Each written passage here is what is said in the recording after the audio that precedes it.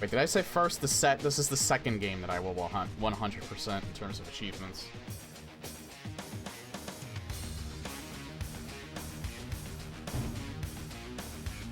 The first one being Doom 64.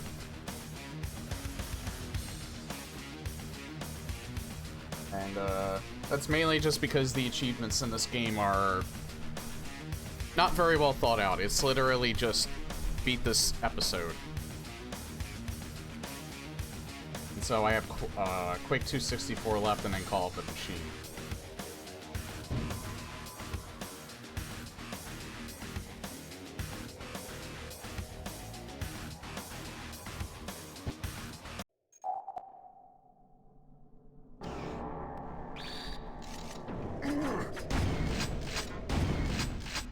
I wasn't sure if those were turrets or not, but I think turrets are probably not in Quake 264.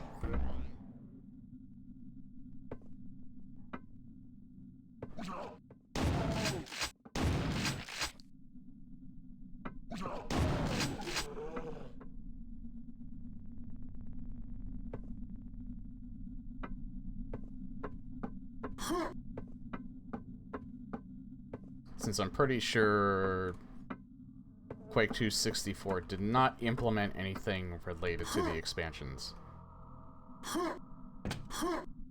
God damn it, I made it too. Actually, bring my mic over a little bit more. Hopefully my mic doesn't just randomly turn on because I do have a floor fan on me.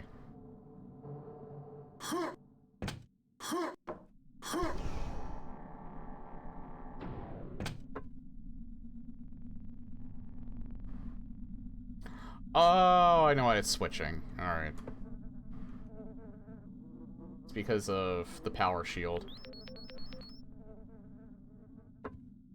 I was gonna say, why is my armor showing two different values?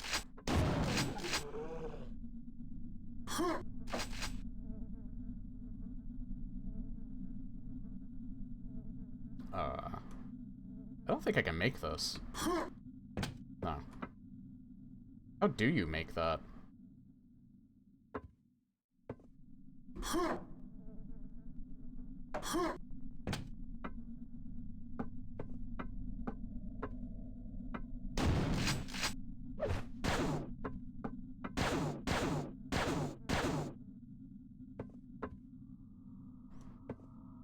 Yeah, I don't see anywhere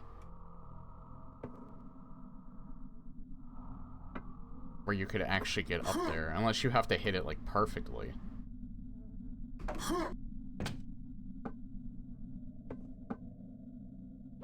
I mean, I guess I could rocket jump. Guess I should have waited to get the armor. Let's see if it's worth it.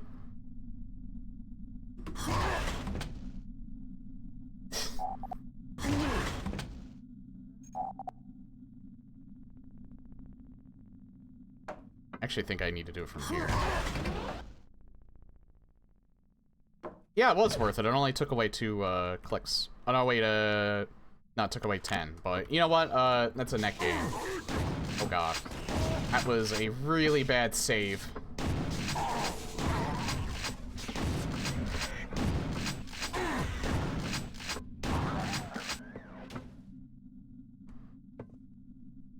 That was an even worse save because I lost almost all my armor. That's great. Also, yeah, I probably should have hit that to turn it off. I didn't realize it was on. So now all of my energy cells are gone because I had that power shield on.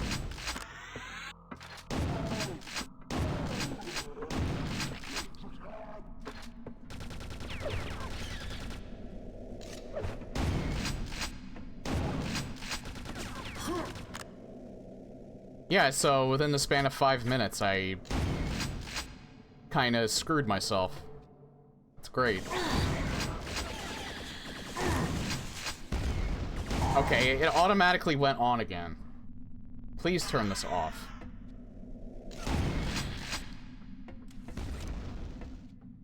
To be honest, I feel like the power shield is and will always be useless. I have no idea where he came from. What the fuck? I was all the way over here. Where the hell did he come from?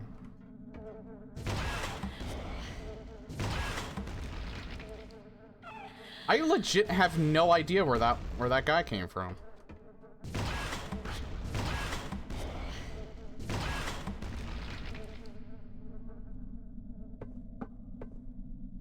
Man, this is like within the span of 5 minutes, I have made so many bad decisions.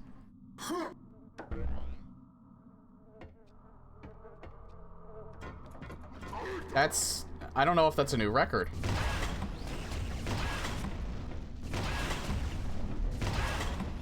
And I just made another one by picking that health up. That's great. I am making so many bad decisions in this game today. It's actually amazing.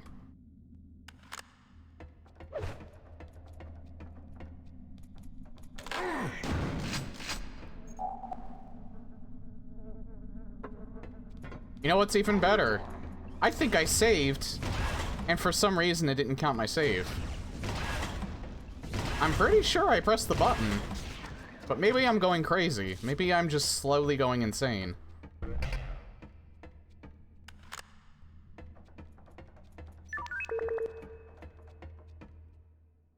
Hey, Cloverfield. Yep. I really want to beat this. Not just because I would get 100% achievements pretty easily. And not because I'm kind of getting sick of it. I'm not really getting sick of it. But I do kind of want to move on to, like, other things. But I really do want to finish this. Won't be finishing it today, I don't think. Although this game is going a long way to, like, not making me like it very much, because I have absolutely no clue how he managed to hit me from there.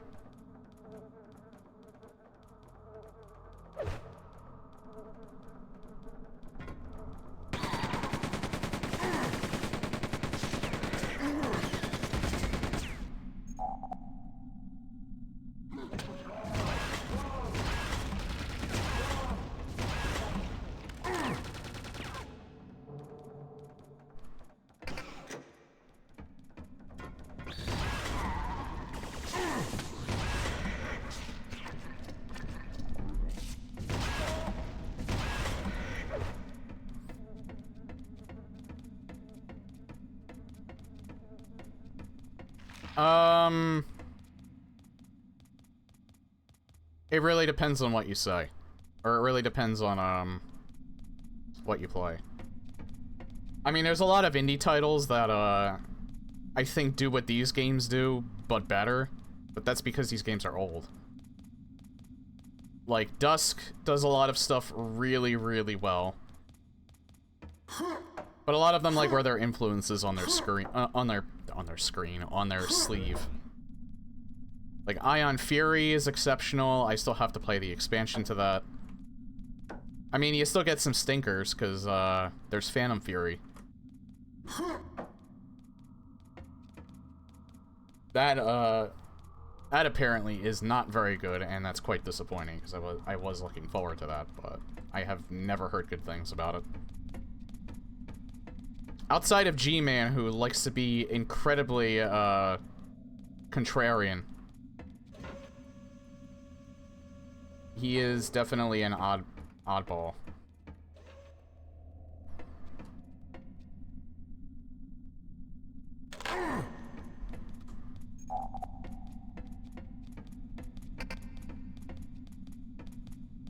Fuck.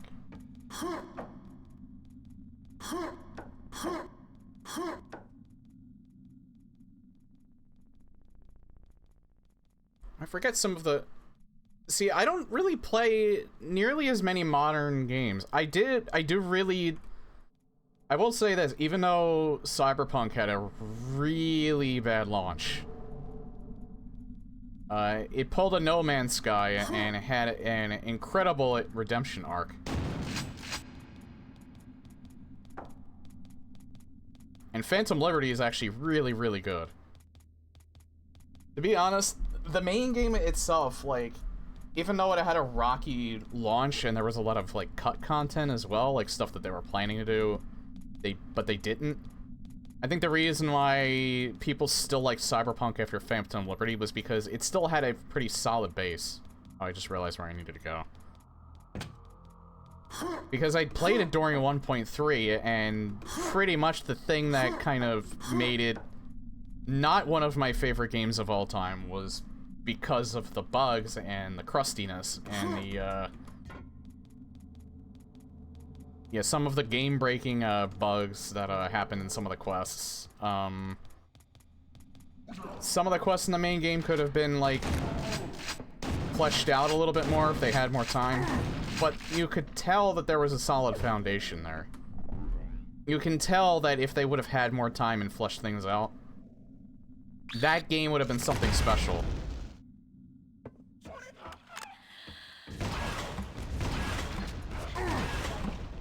So there's modern game. So yeah, there's redeeming qualities about modern gaming. And the problem is that a lot of the AAA studios that have a lot of money behind them, they're only interested in profit.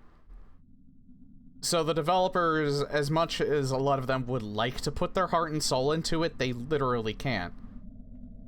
Because the higher-ups call the shots. And that also goes to, hey, let's spend time on this thing that, like, might add to the experience. And then the higher-ups, the publishers, go, you know what, maybe we should, like, do this so we can make a little bit more money. And they're like, no, this would, like, destroy, like, half of the point of the game. And it's like, yeah, we don't care. Yeah, we don't care. Do this. It's gonna make more money. Trust us. And then it doesn't, and then they shut down the studio, and then it's like, well, we were not at fault for that. You just didn't try hard enough. So we're gonna shut down your studio. We're gonna lay off, like, tons of people. And you're just gonna take it. And we're just gonna buy another studio and do the same thing to them. Embracer in a nutshell. Actually, it's not exactly Embracer, but they kind of put their eggs all in one basket and then kind of screwed everyone over in the process.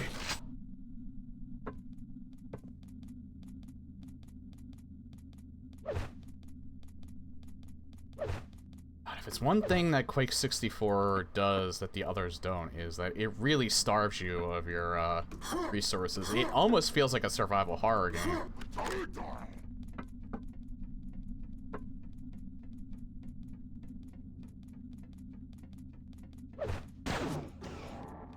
Because they just deprive you so much.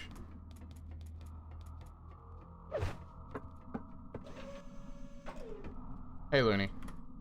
You just missed my rant about, modern gaming.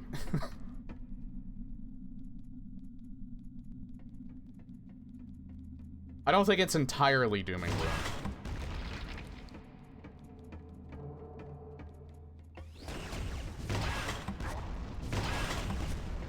But, yeah, you have companies that make questionable decisions because they think it's gonna turn a profit. And then surprise Pikachu face. Guess we're gonna have to lay off more people. Oh, but the CEOs, though, they're fine. They're the miracle workers. They're the brains behind the operation. I mean, they totally don't sit on their ass.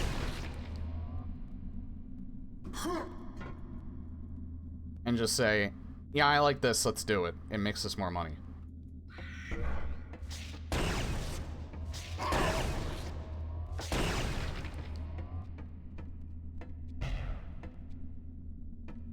But anyway, rant over. I'm playing a game that's actually good. Might drive me nuts sometimes, but... And I still kind of like the first game, but better. But this isn't bad.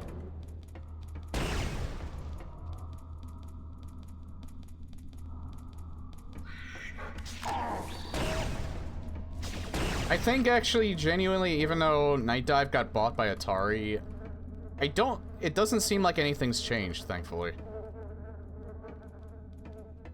I'm not sure if this remaster was made before Atari bought them out, or after. But I think all that Atari really did was just, give them money. I don't really think, they're actually calling any shots, but who knows.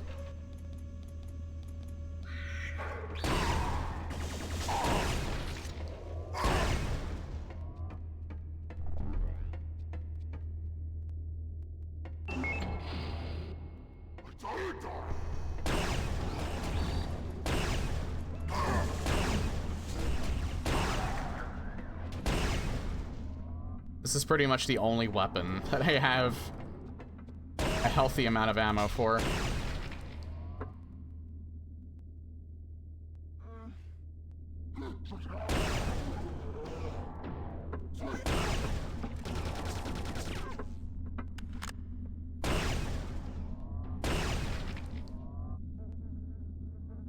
Bloom? I wonder if they emulated the Bloom from the N64. I don't know. I never played Quake 2 64. I never played it in its original format. Which again, another good idea at some point. Probably emulate it. Or, you know, totally play it legit.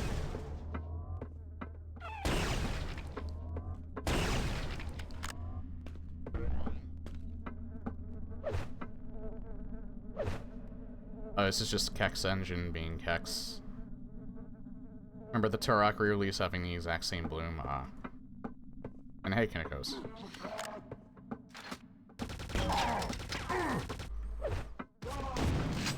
Again, I feel like I like this now, like, even with the AI revision, just because I'm better at video games. If I would have played this back in the day, with Night Dive's AI revisions, I probably would not enjoy this nearly as much.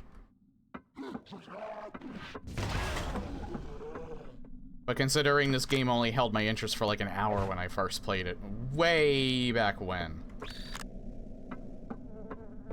that probably says a lot.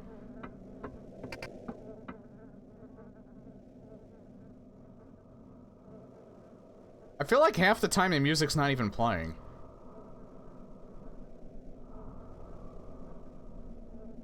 But yeah, I knew that Aubrey Hodges did music for Quake 64 and Quake 2 64. I think the bug for Quake 64 playing some of the default music, I think has since been fixed. Yeah, he generally just has ambient music. Of course he does that. When I'm stuck in that section.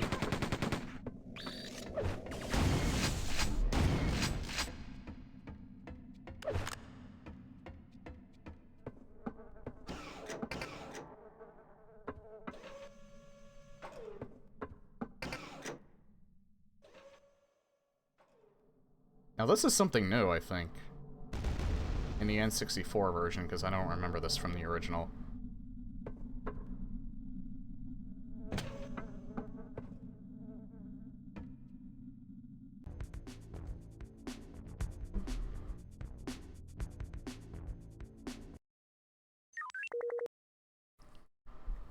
I definitely don't think this is his best work, though, obviously.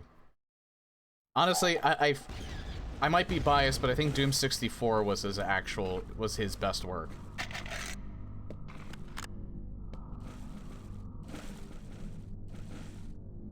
I've listened to some of the tracks on the Quake soundtrack. I like all of his work.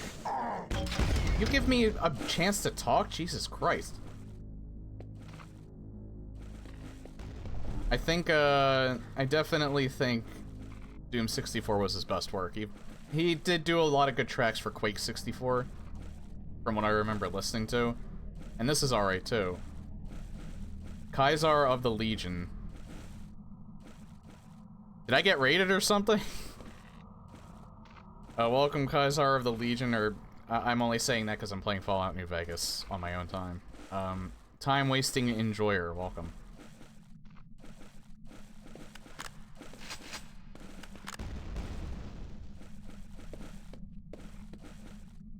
What if the new Quake game will be called Return to Quaker Oats?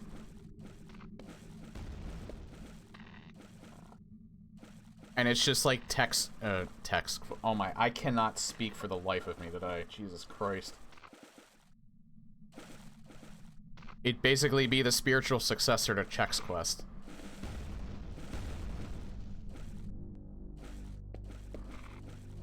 And we'll also welcome Girl Yard. A lot of new people today. Apparently I did get raided. Oh shit.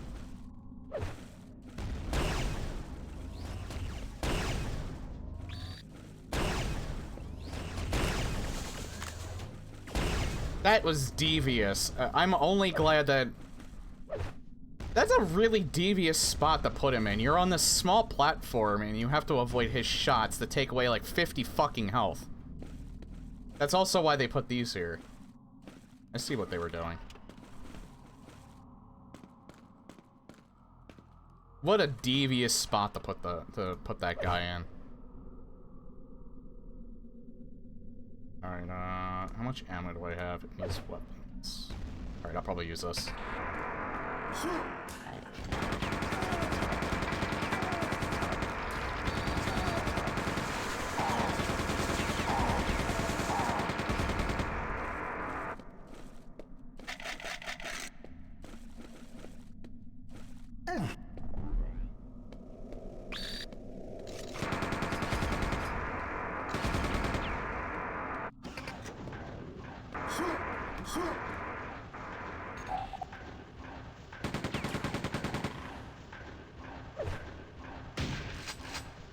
The fuck?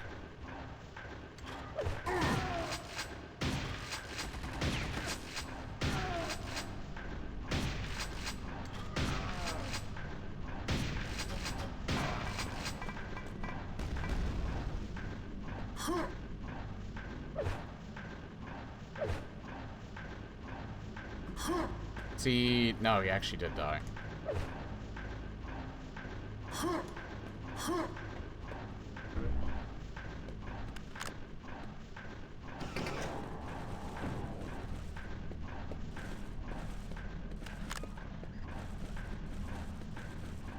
Oh yeah, right, can't crouch in the N64 version.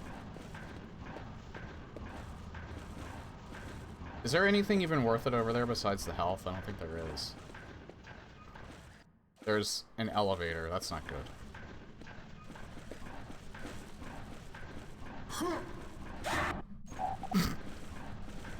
I have a feeling there's an easier way to do this.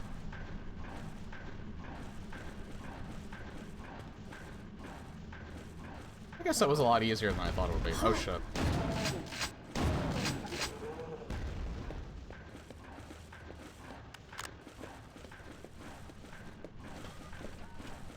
Honestly, better than most modern shooters. You're not the first person to say that, today, actually.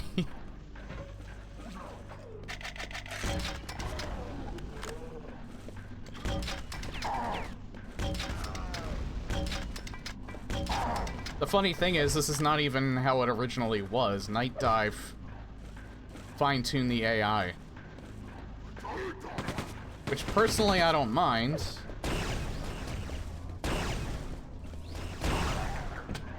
God damn it.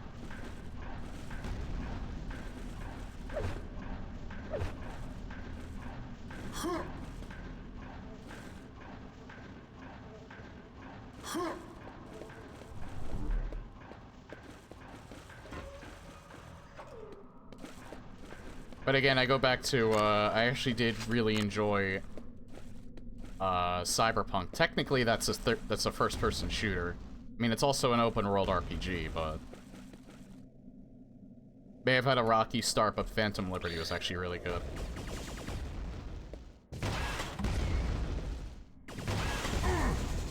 That being said, I have never once thought to ever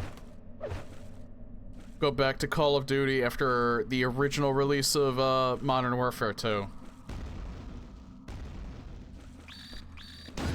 I enjoyed Modern Warfare 2 single player, the original.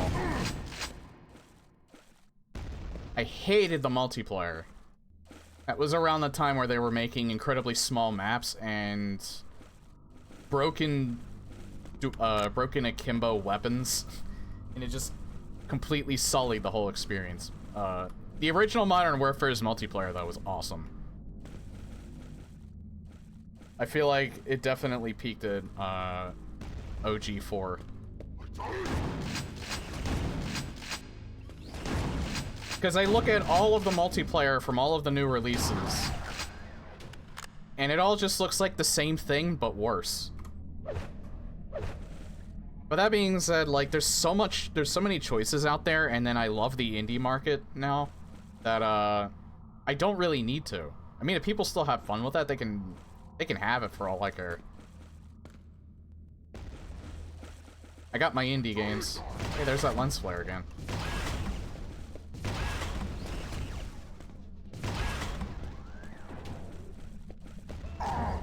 Die!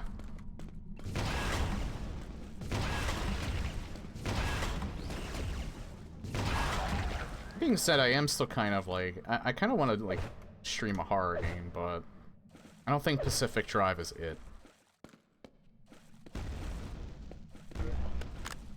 Like, I'm not exactly sure that would be a good stream game. Might be a good me game.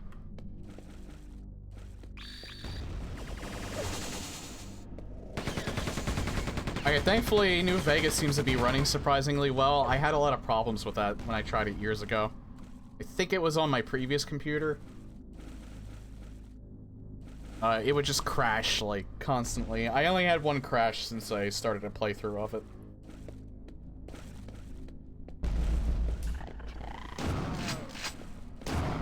I'm not using any mods because I'm afraid that that's going to cause more crashing if I do use mods. So I'm just going to do a vanilla playthrough of it.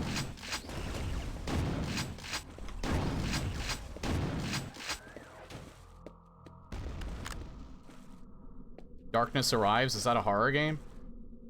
Hang on, is it on Steam?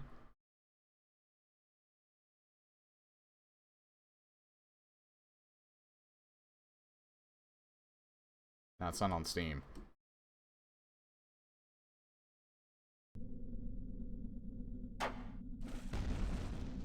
I will be forced to hold Todd Howard captive. Holy shit, I didn't realize how much ammo I have for this now.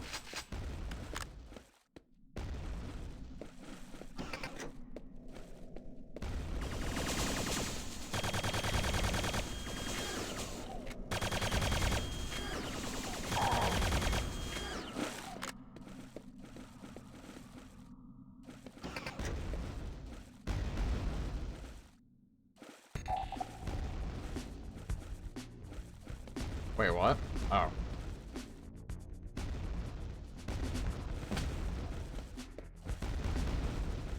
Yeah, these levels are pretty short. Granted, you were probably playing at like 15 FPS in the original release.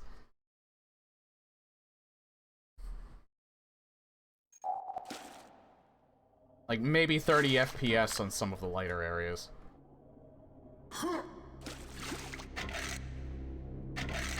So these levels probably feel short because I'm playing them at 60 FPS.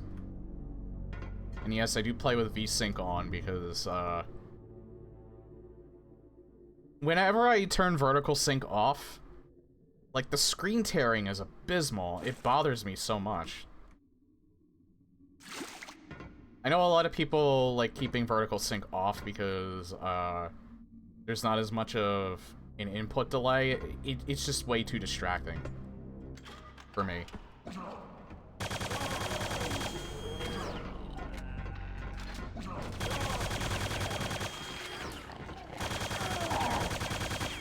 Besides, the input delay is like negligible.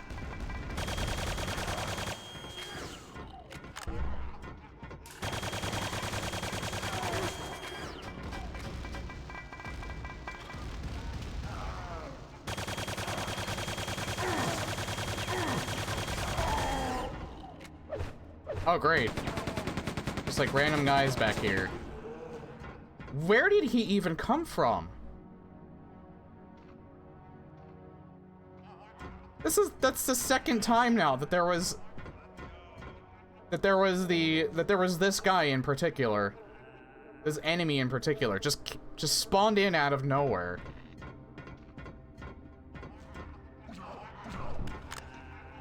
And started shooting me in the back.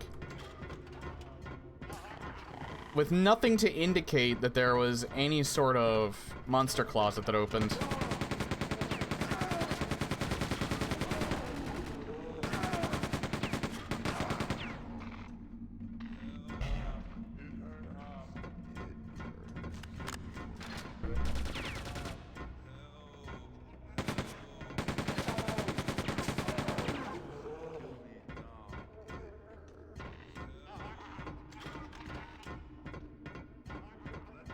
Also, do you really trust Microsoft to release a new Vegas remaster that, or at least Bethesda anyway, to release a remaster of 3 or New Vegas without completely breaking it?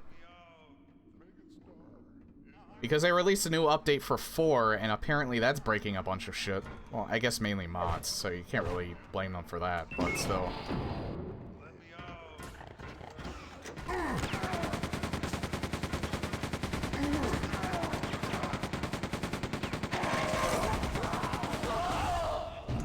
Yeah, I just did that on purpose, because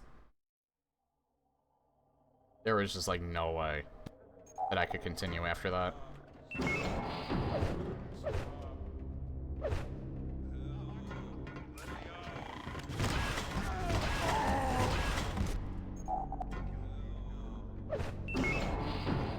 I hate that sometimes this enemy just gets, like, the perfect shots off on me.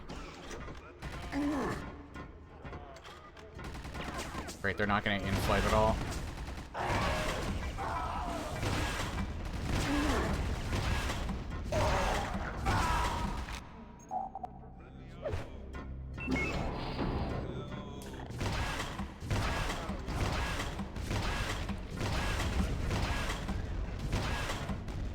Oh, he's dead. Good.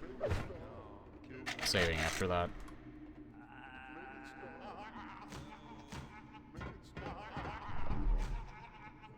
Wait, I forgot. Sometimes they'll actually give you stuff. You're kind of ending their suffering anyway, so it's a mercy kill.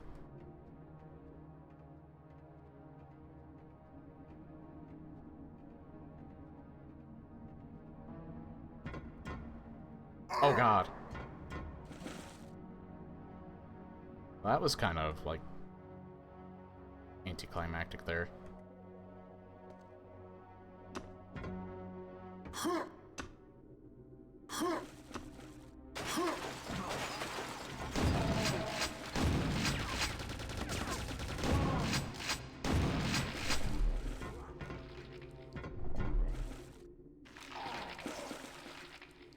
I was just a meat grinder, and they just keep dropping out.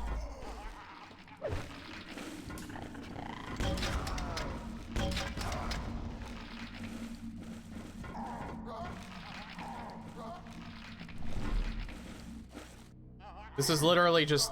Someone mentioned Gary's mod earlier. I was trying to have a moment there. God damn it.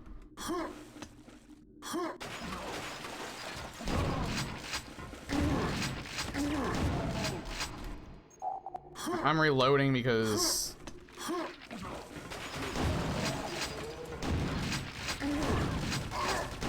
God fucking... Never mind.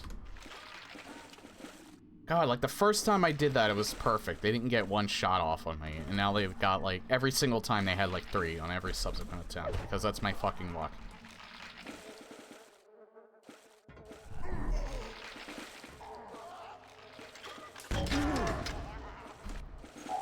Fuck off.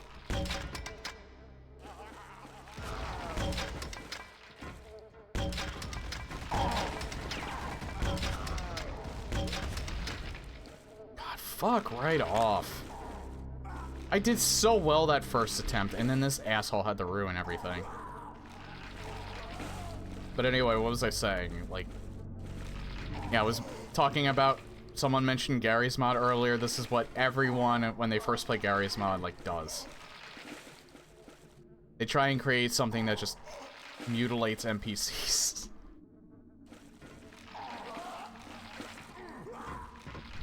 You do that for, like, 10 hours before,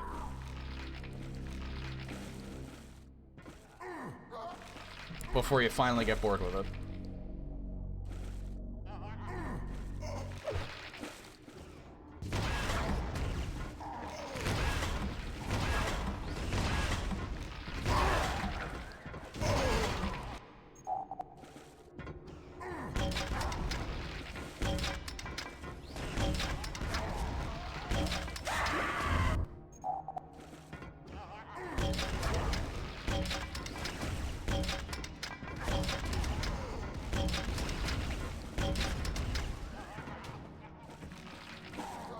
God, I wish I could crouch so much. You get the teabagging of a lifetime.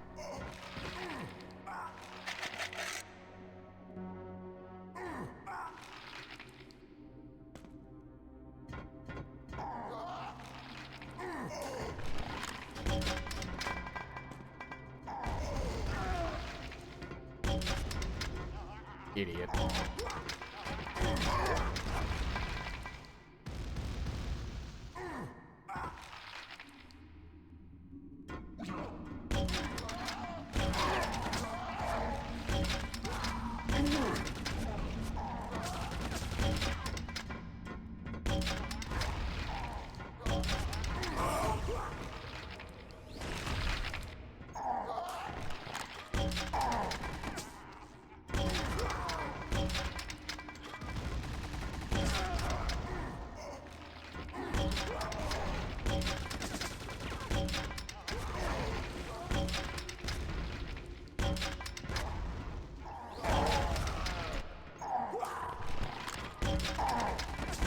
Gets like a perfect shot like every single fucking time. Like, holy shit.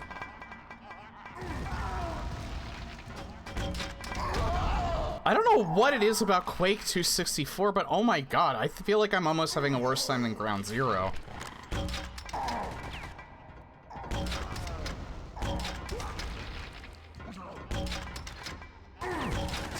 Like, I thought Ground Zero was hard. These are... You know what it is? It's just because the areas were a lot open in the other campaigns, and Quake 264 in particular, a lot of these levels are very claustrophobic. So it is a very different design than any of the other episodes.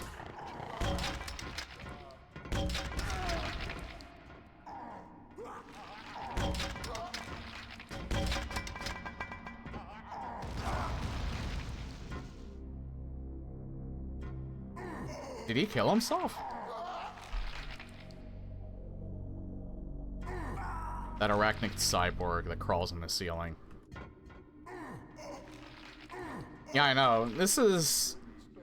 I'm not sure if I like this more than Ground Zero or not. I think I just have to beat it. I mean, at least the levels are short. I am really growing to hate that enemy.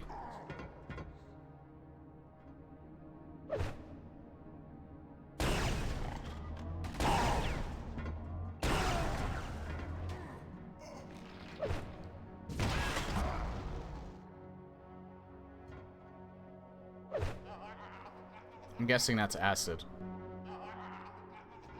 I could be wrong, but it does look like acid.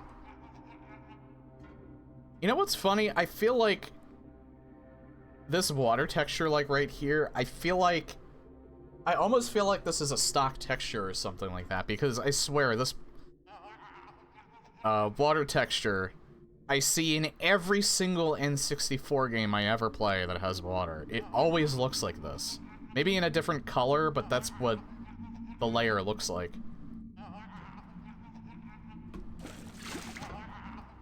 Oh. I fucked up the jump, but then I discovered that it's not acidic. Alright.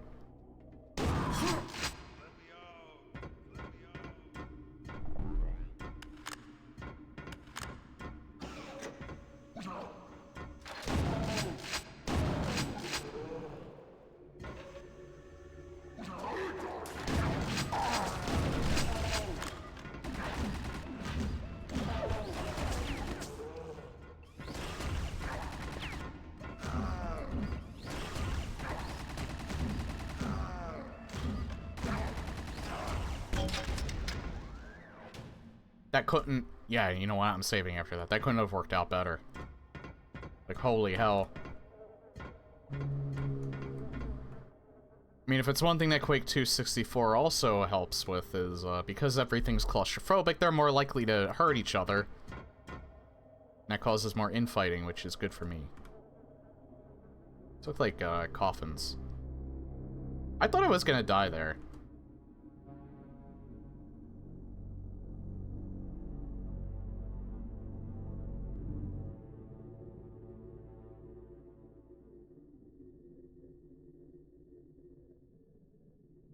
I don't want to save on the off chance that this is not what you're supposed to do.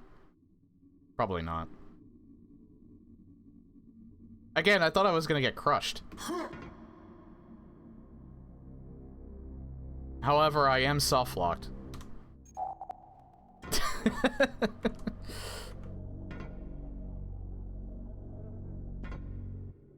I literally could not get out of there because you can't crouch.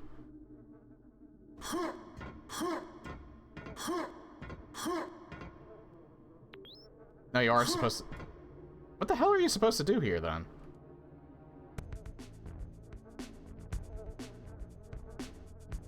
Okay, then. I think I must have missed the, I must have missed the level exit mark. I have no idea what... I'm flabbergasted by that.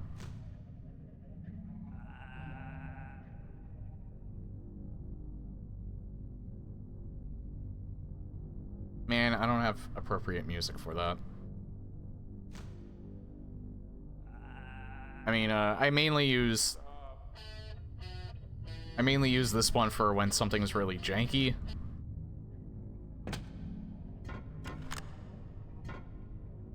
That was just kind of weird.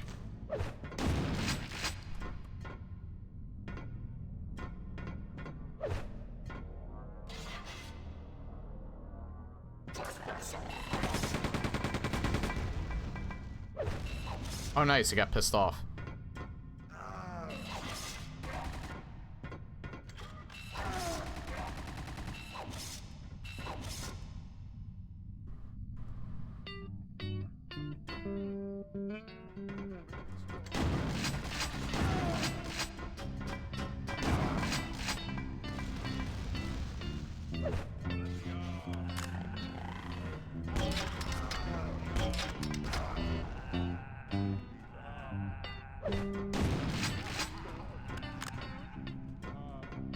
Why is this going so well with the gameplay? I have no idea why.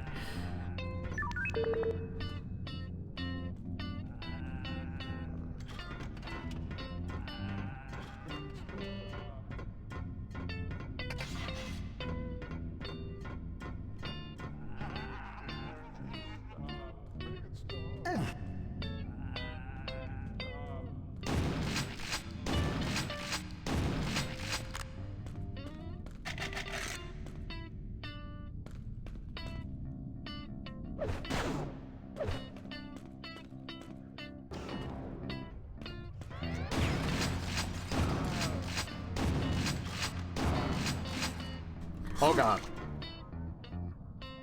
I don't know if that's hurt me water or not. Do I have to turn that on?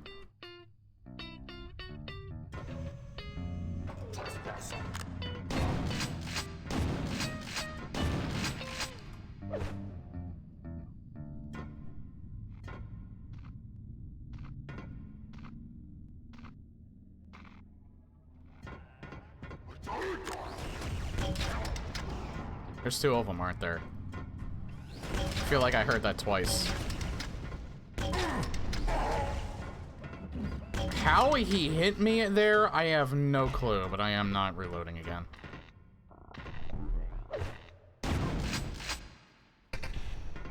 Probably a mistake not reloading, but oh well.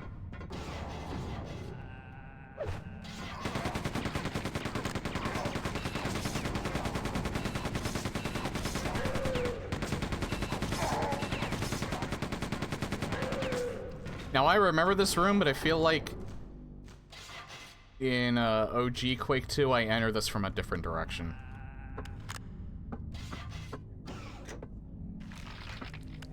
Oh. Well, that's unfortunate.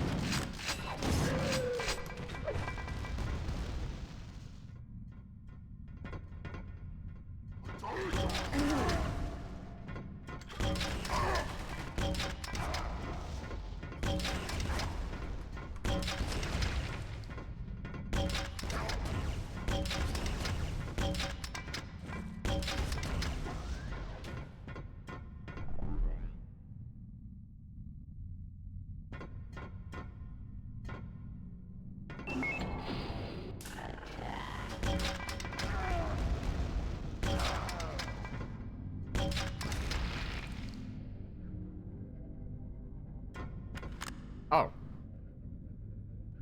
Nice, they're dead.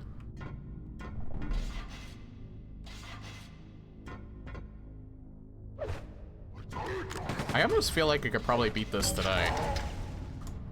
Unless I have to keep doing that.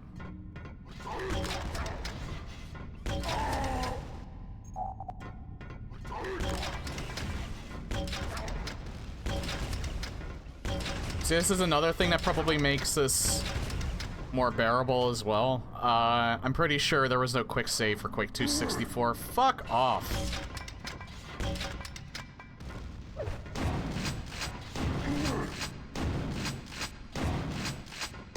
Hate these guys.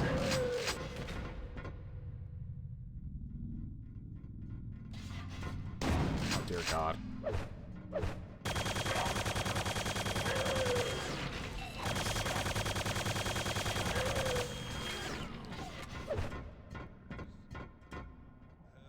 Because I definitely know there was none for Doom 64. If, I think you would always have to restart the level from the beginning of the level. I think it did have saves. I know it had a password system. But he said he wanted to die. It had a password system. I think it probably also had saves. But I think it only saved you at the start of the level with your weapons. And of course the level you were on. So, yeah, it was harder playing it on the N64 than it was with the Night Dive remaster, obviously, because you can quick save. You're the guy who played my Sponge... Oh, you were the guy that made the SpongeBob mod? I love that one. I think I have... I don't know when I would ever get back to it. I did get... somebody gave me your version that you fixed before it got DMCA takedown. So I do have the updated version of that. You know what's funny too? Even though myhouse.wad like became like went like viral and like everybody was playing it and everybody knew about it. That video that I did of your SpongeBob mod did way better than my myhouse.wad playthrough on YouTube. It was just a really interesting, granted it had a little more time to soak in, but I just think that's kind of funny. I liked it though, it had a lot of soul to it. The Squidward boss fight, yeah, was a little, it wasn't bad though. I've dealt with a lot worse than that, so don't worry about it. It was still fun overall.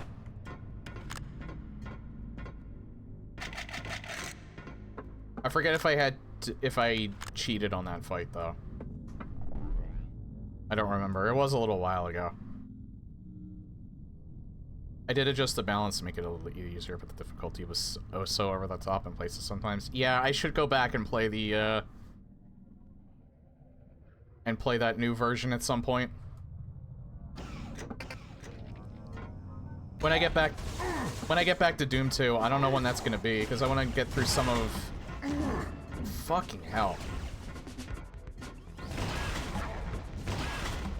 I want to get through some of these things that I've been meaning to stream for like a little while now, before I go back to Doom. Like, the Quake 2 remaster I put off for, like, a while. So, now I'm finally getting to this. I still haven't finished my playthrough of Quake 1, because that was, like, in between times where I was, like, starting to get burnt out and I was dealing with stuff in real life.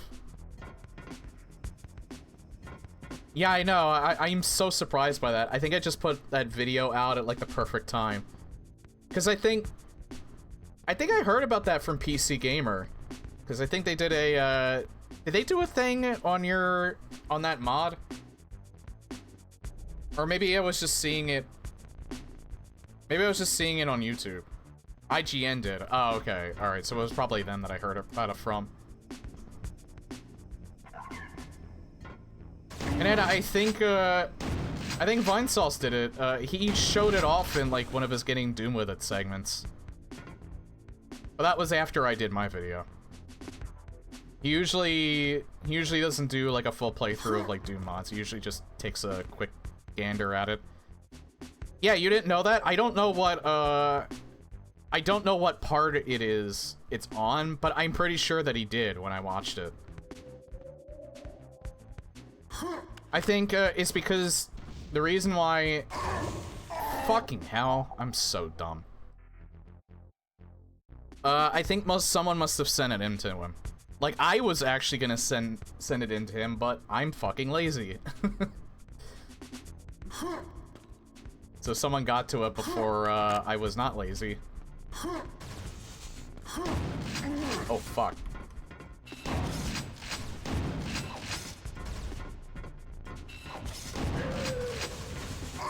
It was a while back. I think it was maybe within, like, the last year that he did it.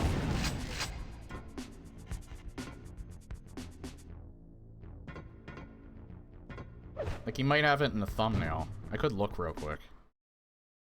Getting Doom With It. Like, he might have it in one of the thumbnails. Oh, yeah, it's actually fairly recent.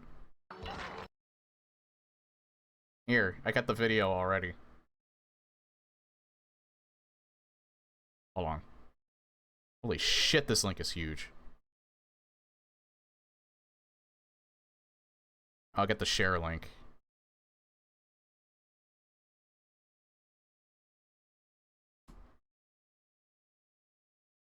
Oh, you found it just as I put it in the chat.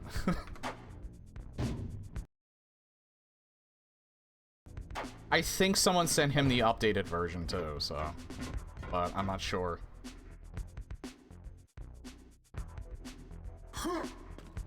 I'm surprised you didn't know about that. Well, I guess... I like Vinny.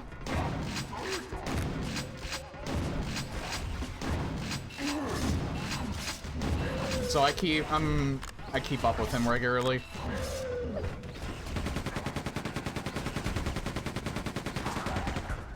I'd love for Joel to get back into doing Doom mods. I don't think he's kind of like said that he might at some point. He's interested. It's just that I think he's still probably a little burnt out from it.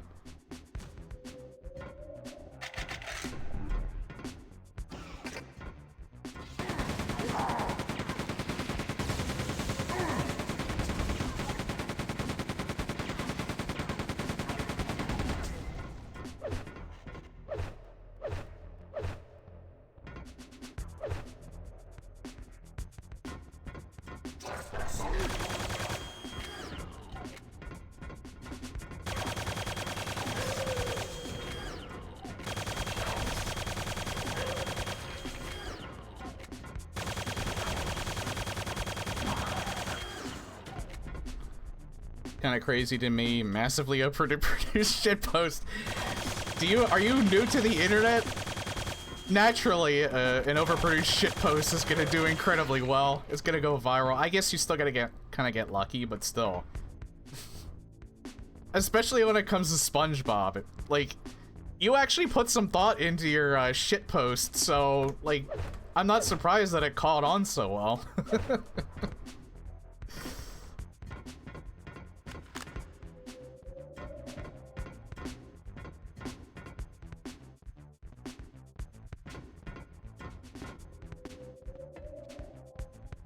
I know I save way too much, but if I don't do it too much, then I'm not going to do it at all, and then I'm going to lose, like, 15 minutes of progress.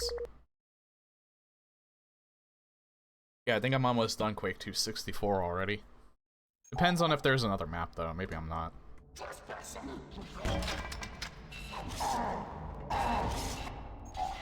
That was terrible. That was absolutely awful.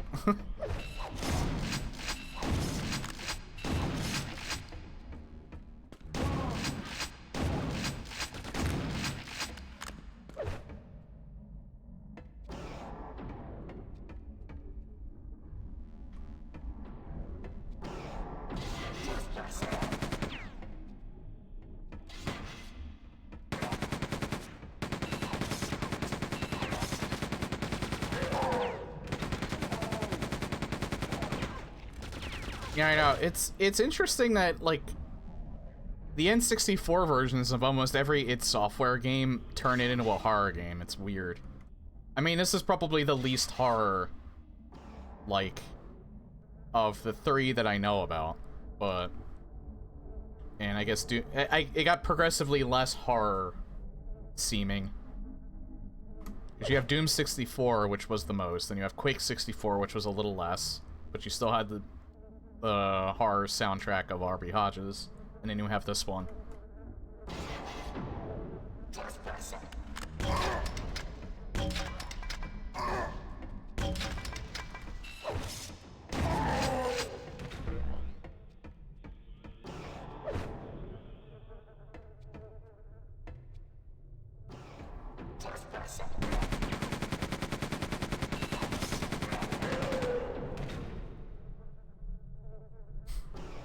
Yeah, Doom 64 is my favorite Doom. If you don't take mods into account, Doom 64 is my favorite Doom. If you do take mods into account, though, it's obviously Doom 2.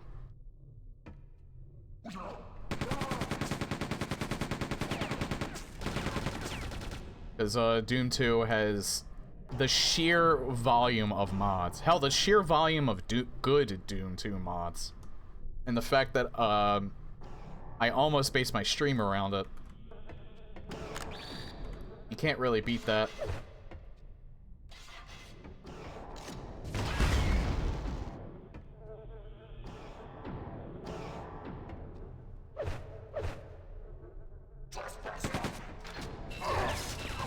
Oh god. Oh god.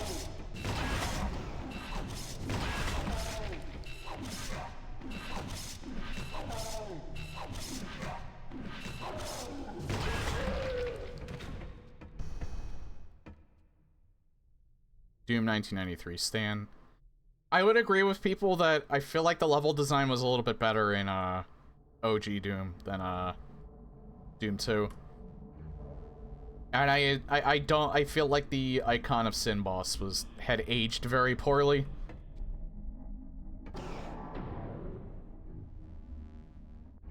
However, the one thing that makes, well, yeah, besides the modding community, I do like the enemies, as much as I give the Arcvile shit. I don't necessarily think he's unfair. I think he's just very stressful to deal with, just because of the very nature of it.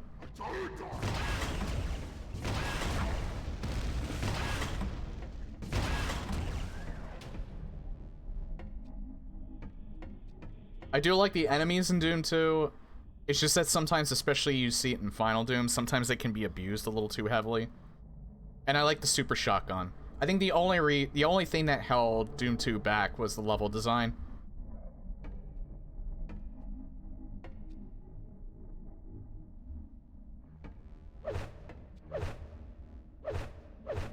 And it's not even to say that the level design was bad, it's just that it was better in the first game. Except for the Icon of Sin. The Icon of Sin is the only thing that I would say was genuinely bad. Right, I think that's good water. I don't think that's shitty water. I mean, it's probably sewage water, but it doesn't damage you.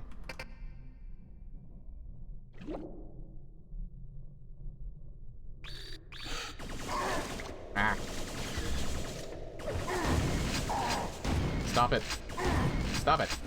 There.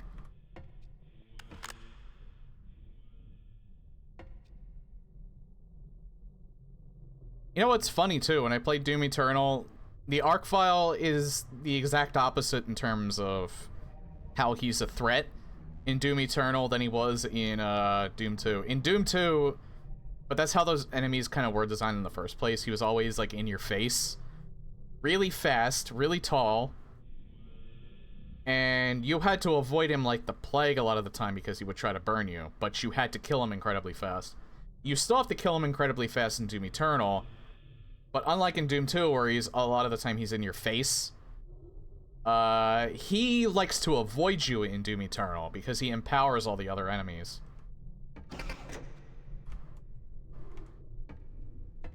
So you have to find a way to get to him, and sometimes he's almost like a puzzle because you have to traverse like a bunch of different platforms to get to him. I love his design though. If it's one thing about the art design, I actually do like it, even though I liked how it had a little more of a horror take in 2016, and personally I like 2016 better than Eternal. Eternal's art design was still really good though. And the arc file in particular, his design in Eternal is actually really cool looking. As far as art style goes, I think I like it almost as much as 2016. Maybe just a little less, just because I liked their approach with 2016. Like, I am one of those people that prefers 2016 to Eternal, but I don't hate Eternal.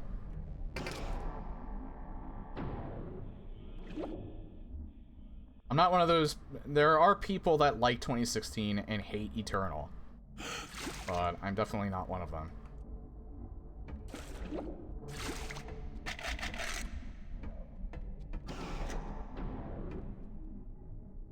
I think Eternal is still pretty good in its own right.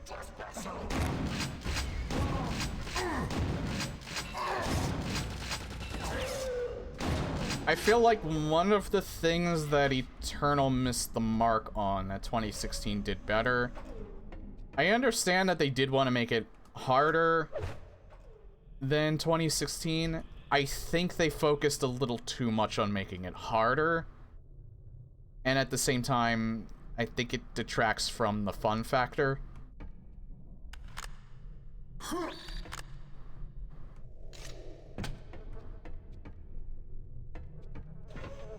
Because making it more challenging doesn't necessarily make it more fun.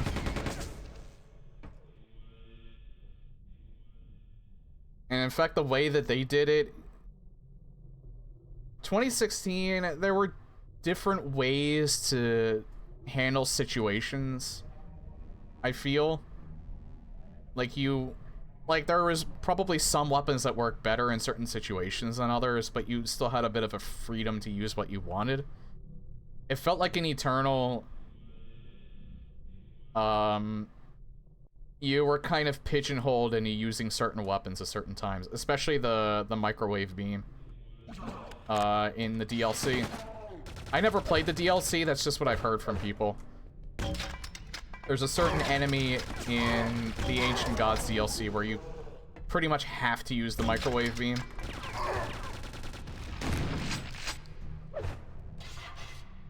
And it did kind of feel like with a lot of the enemies that you use in Eternal that you did have to use certain weapons because you were just wasting ammo if you used others. 2016 didn't really feel that way.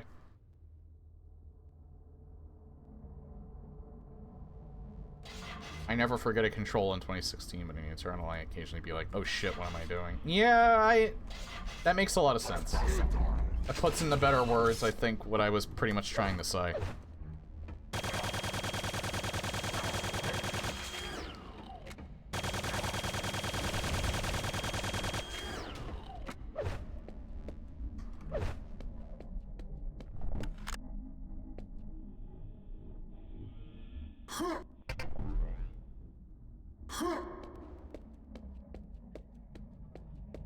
It's actually good that that was there. Oh god.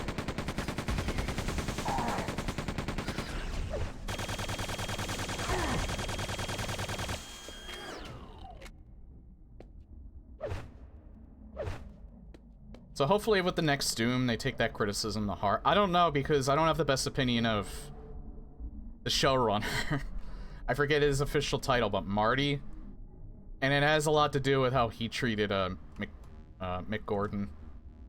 I'm not sure if he's still with them. If he is, then yeah, I am a little concerned about the future of Doom. But, because I feel like he has a little too much of an ego. After, Mick Gordon's manifesto that made a lot of sense and had receipts.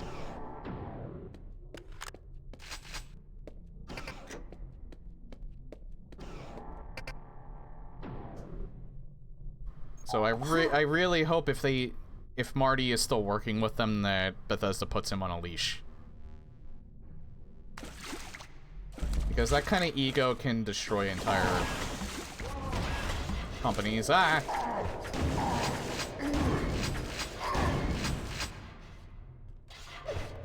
Oh, that sucked. Asshole. Dodged my fucking shot. Holy shit, I got both of them with that. Nice.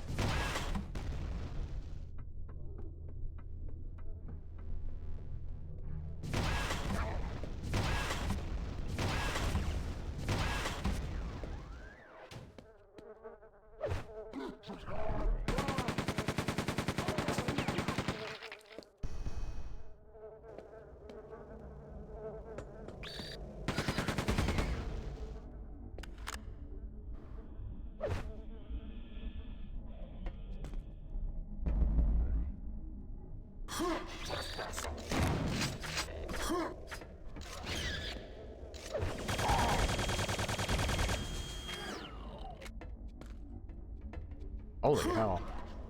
Where'd the other guy go? Oh, he's down there. You know what? I can save some ammo here.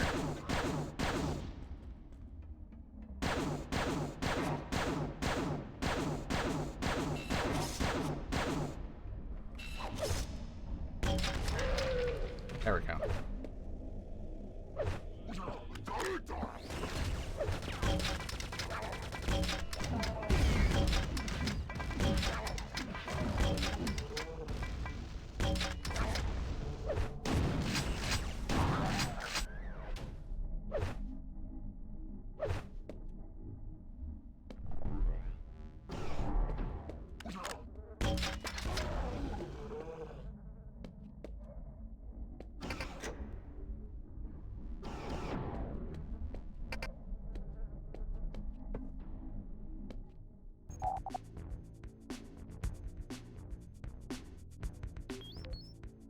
No, I did notice I haven't really had to use the compass very much. Ow. These levels are a lot more straightforward than,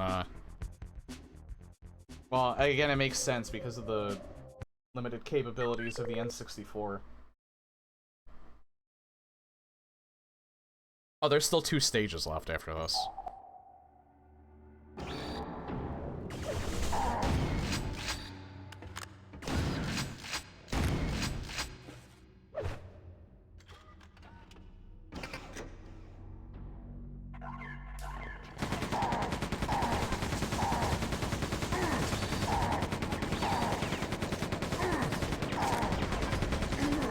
God, this is cruel. This is absolutely cruel. Putting you on this tiny platform with all of those enemies around. Oh yeah, they knew that what they were doing. They knew exactly what they were doing with that part, because they put those 2 ammo packs there, or arm.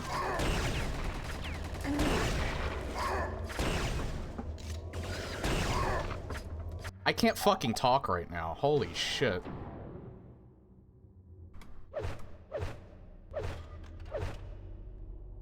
Yeah, you know what? Fuck it. I'm gonna use this.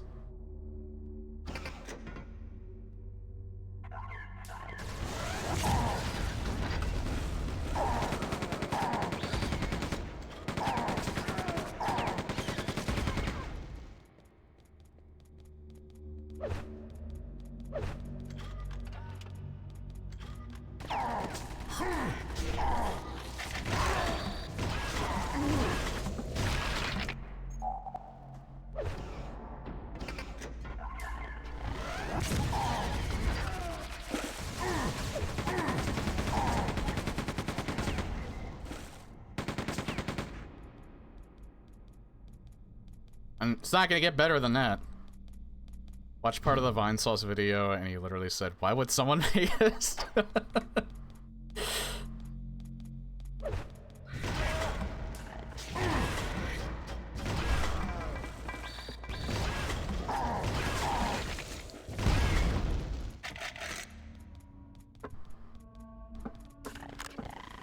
Why does anybody make a shit post? Because they're fucking bored and they want to make themselves laugh. At least that's what my reason would be. Ah!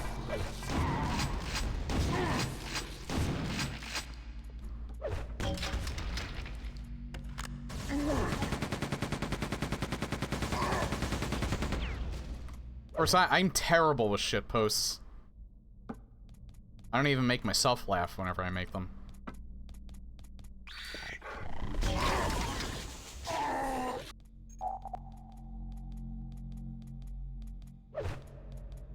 Motherfucker.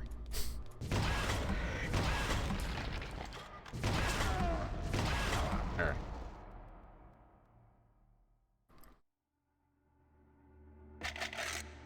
Yeah, I'm not a fan of them either. It's just it depends on where you place them. Sometimes they place them in really shitty places where you can't break the rope. And so you just lose 20 health for free.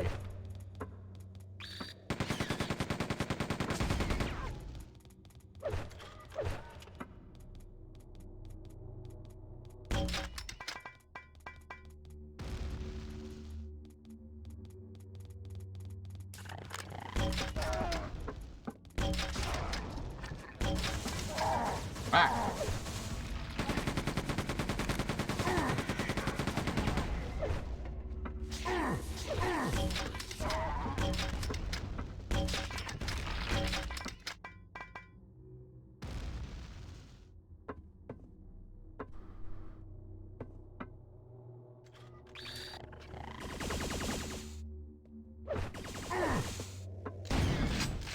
Again, it's just that,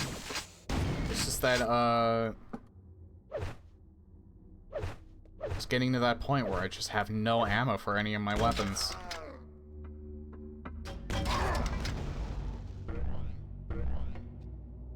The fuck? How did that go up?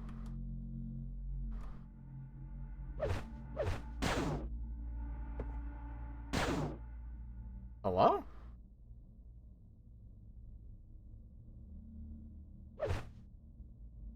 How did that go up? There's an adrenaline up there. How did that go up, though?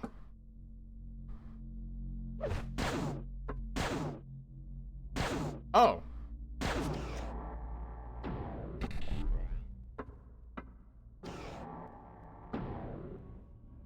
When did I hit that? Splash damage from a rocket, maybe? I don't know. I don't know how I activated that.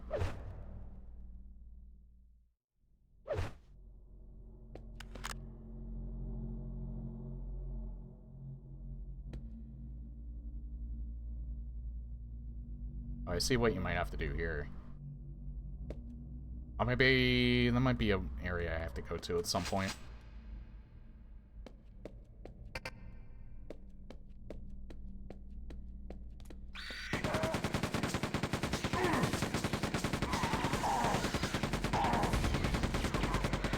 I thought that thing died.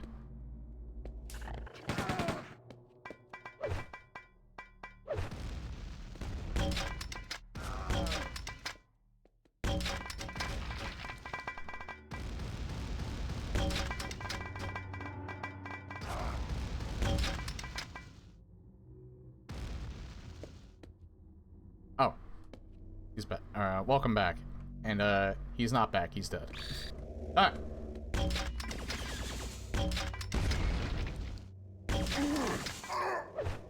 That would have been great if I got them both and didn't take damage there, but no, I'm not that lucky.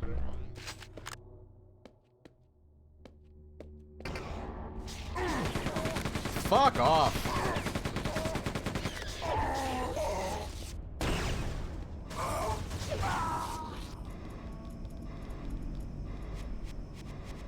Fuck you.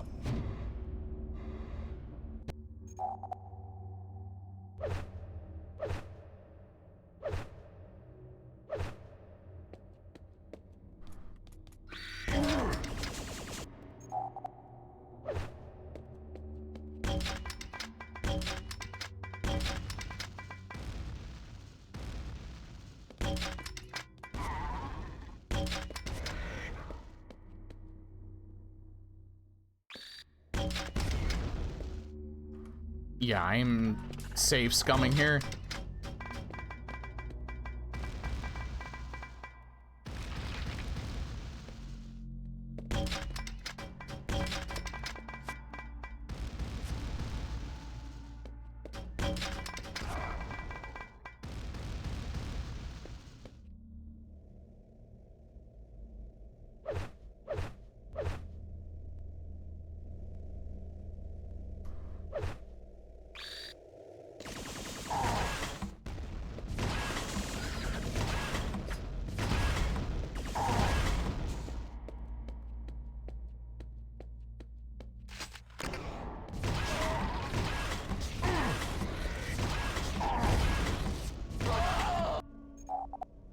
God damn it.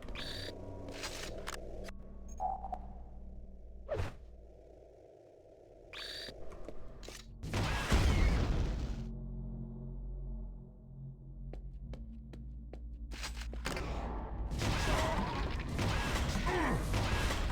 feel like several times it just went right through their legs.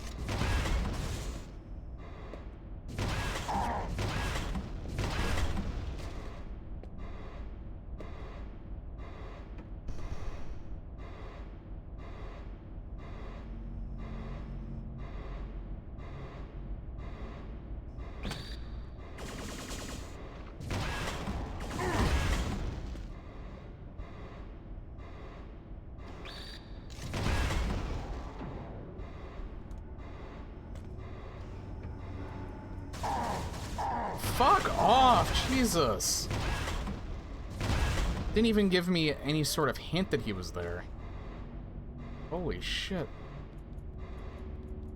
I probably gotta go down there.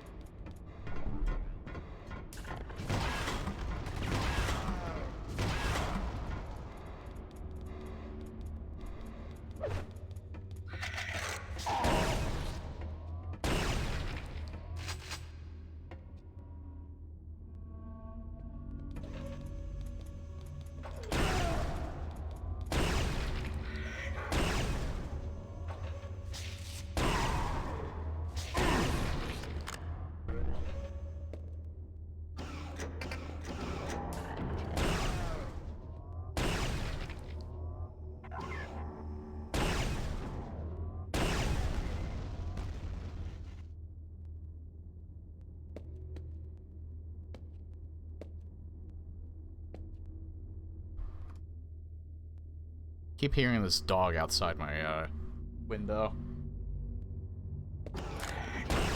Poor boy wants to go inside.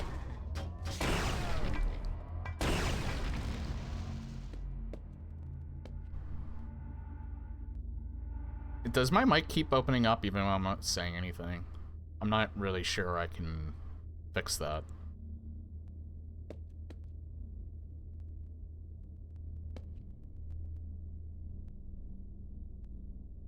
That's my fan that's doing that. It's kind of hot today. Like, what is...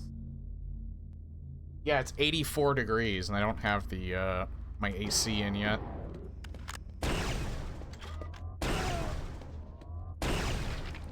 We just went right from winter to, like, summer with, like, no spring in between.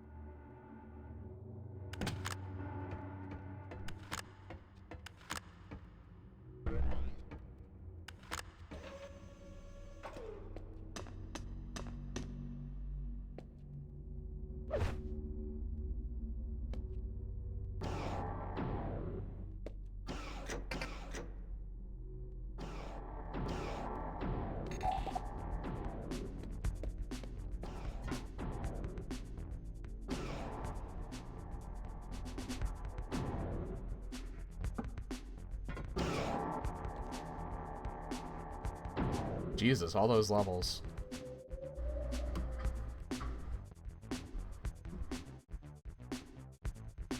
Game? There we go. Yeah, I think it's just 2 more levels left in, Quake 264. And then I can get to the, Call of the Machine.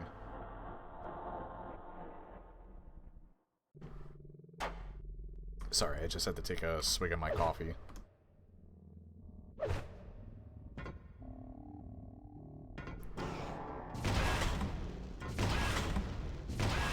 God, fuck right off. Jesus Christ.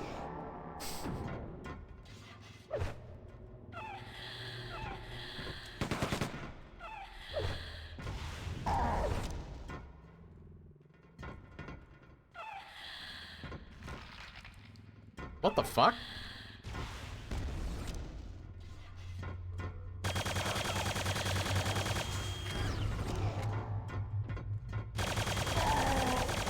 I didn't even hear her launch it.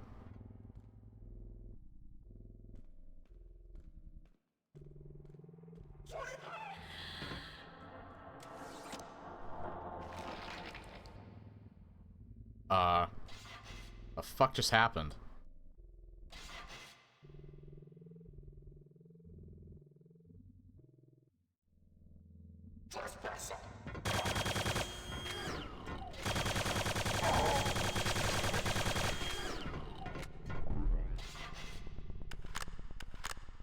This feels like a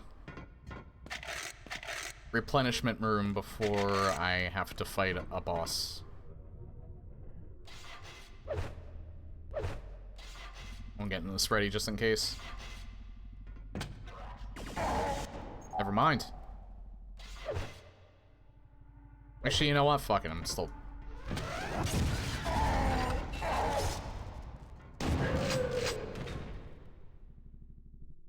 You know, at first I feel like that didn't help at all, but then I realized I'd probably be a lot worse if I didn't use that.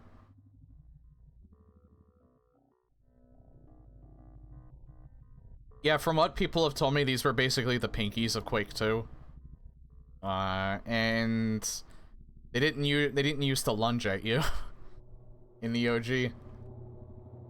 And, yeah, as annoying as they can be, it does make them a lot more interesting, because them just basically being the pinkies of this game originally would probably make them relatively uninteresting.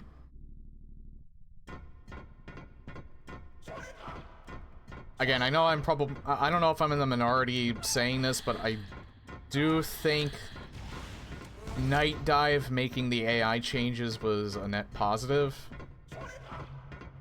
Because from what I heard, Quake 2 was overall easier than the first game was. I would say this almost puts it on the same difficulty curve that Quake 1 is on. With the AI changes. I don't know where I'm supposed to go.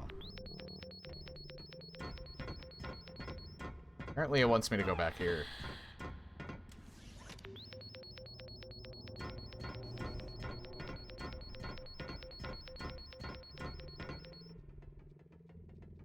Oh.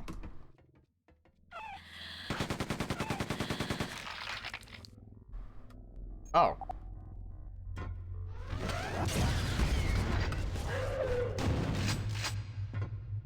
Well, that worked out a lot better.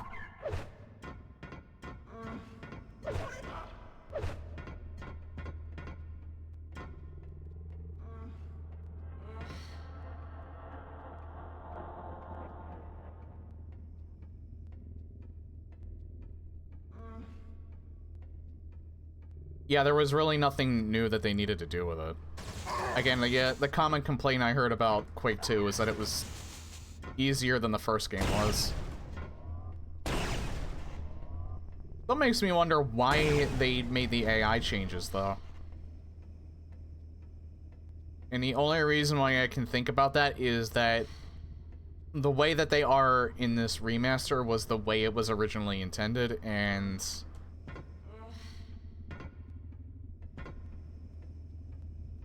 they couldn't do that either because of time before, or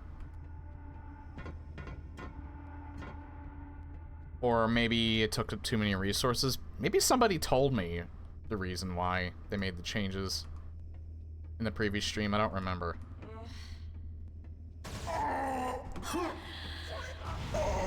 What the fuck? Okay, this part's gonna suck.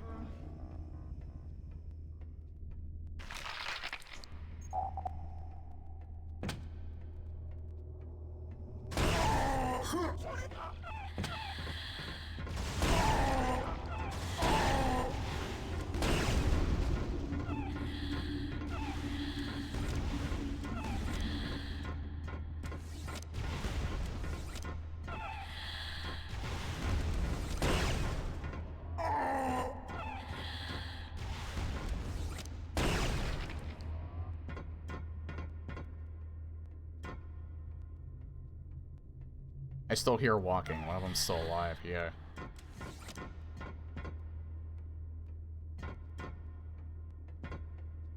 I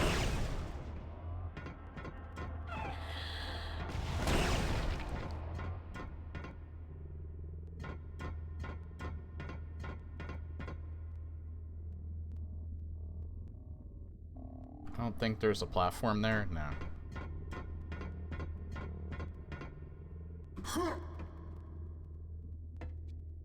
God damn it.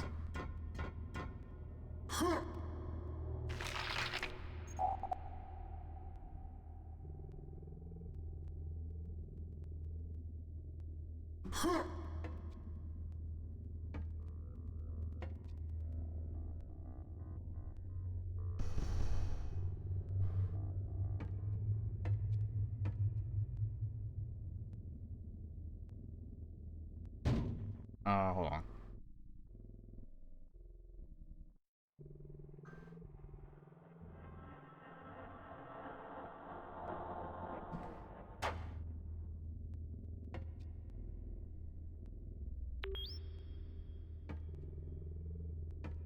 Fuck.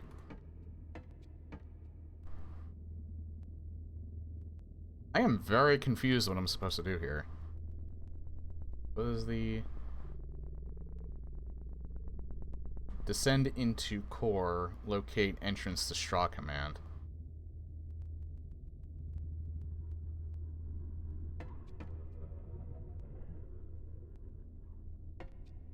Yeah, but if I go up any further, I just get squished.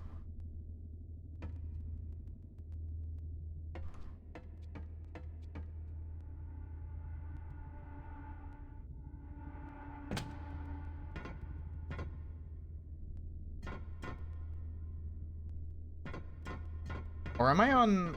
Oh, I'm on the top layer of this. Okay.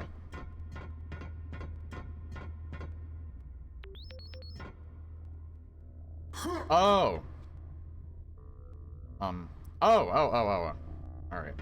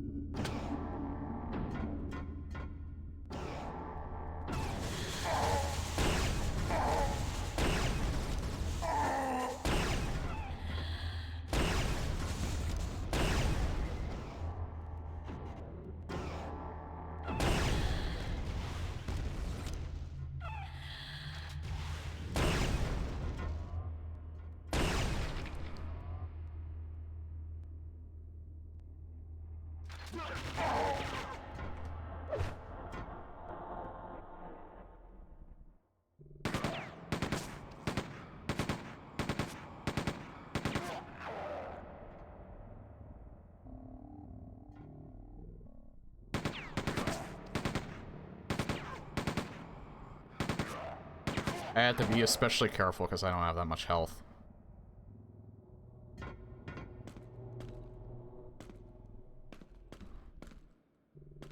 Oh my god, that saved me. Jesus Christ. Why do I have to get tasks at the worst possible time?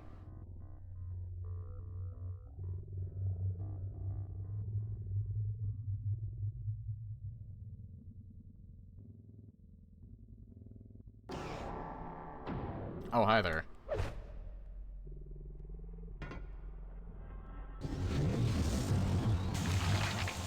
I love how this... I still had momentum.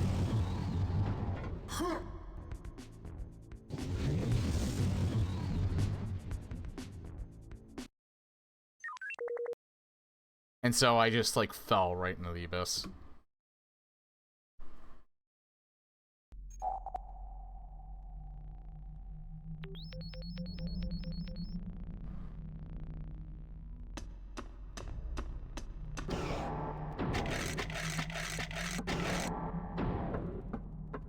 You know what would be nice right now? Health. Hi. Ask and ye shall receive. But received not enough.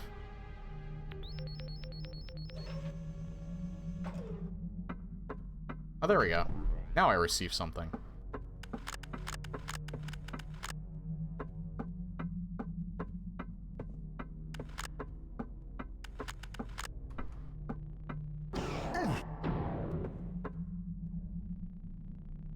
I mean, I do kind of wish I didn't pick up the 2-packs, but too late now. This room looks neat.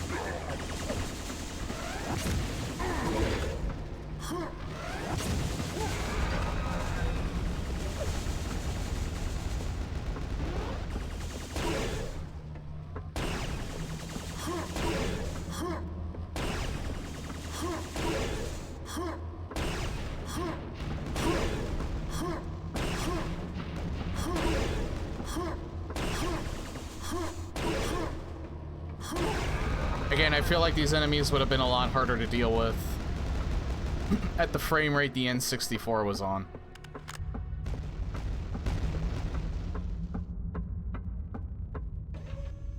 And with an N64 controller. Better controls leads to easier times. Okay, yeah, I have like a good hour, 15 minutes, so, before I have to stop. So I can... Oops. Oh, wait. Get to see our guy walk around. Alright. Hold on. I gotta update the, title. Oh god, why do I hit my caps lock sometimes?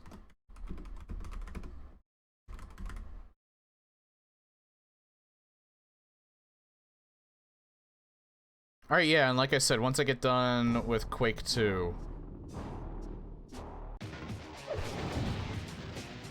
I'm gonna do a Medievals DLC Black Labyrinth.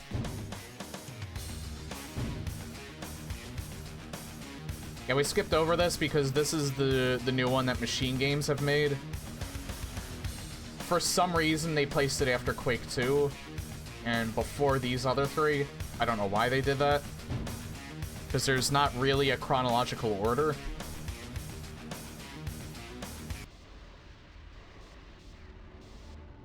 I do think that they do things a little bit different than the other campaigns do.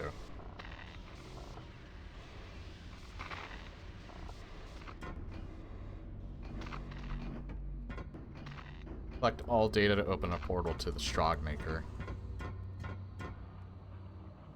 The machine. Are we the machine? I'm guessing we're the machine. Yeah, this is definitely different. Oh, this almost has a Doom Eternal vibe to it.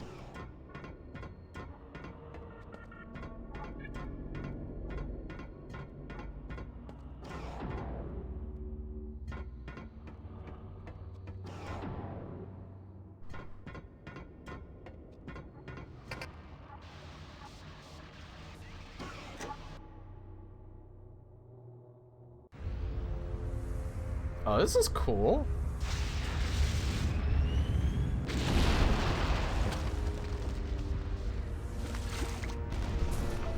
So we're deploying, because it says like CG there. That's like a little rainbow flag too. So we're actually playing a bunch of different Marines.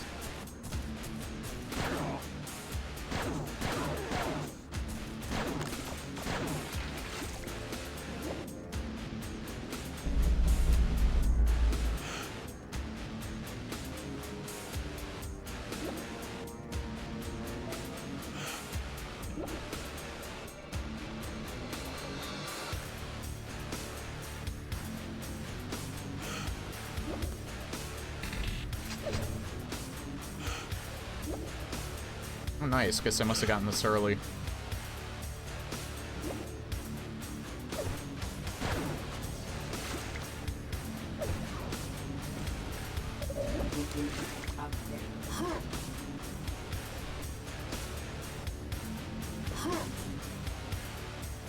I can actually crouch again.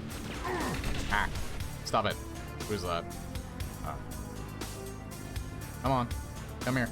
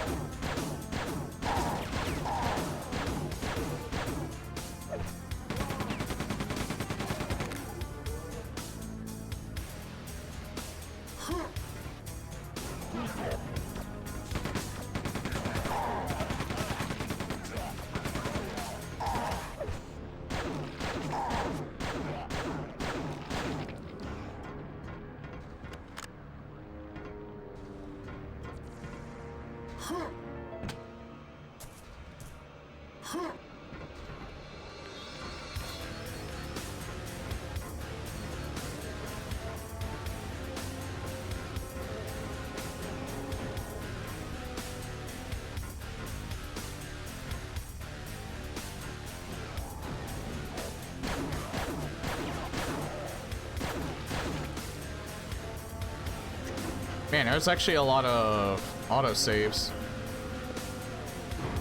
Yeah, this is the OG music, but still, yeah.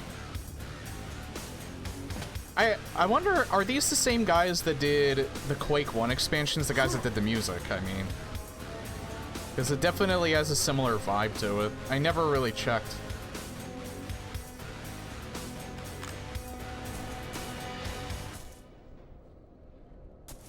Oh, there's a shotgun. I was wondering where that was.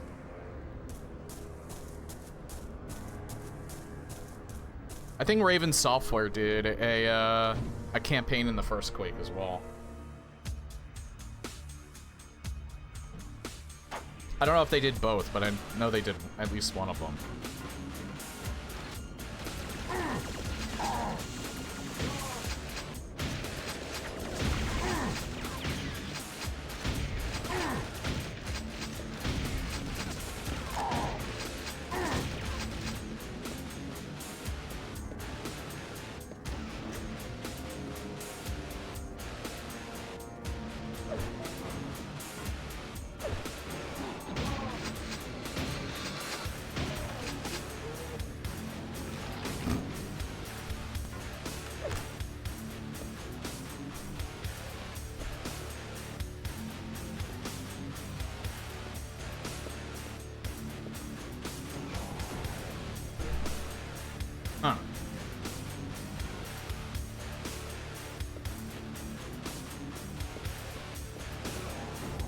You know, one thing I have to check, I just randomly thought of it.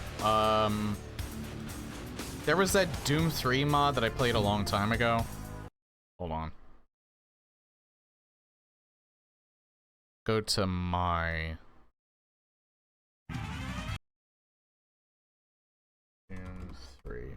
I think it was like called Phobos. Yeah. Phobos by Team Future. I really liked it, but it was unfinished. I think they were still actively working on it. I have to see if they added the last episode for that yet.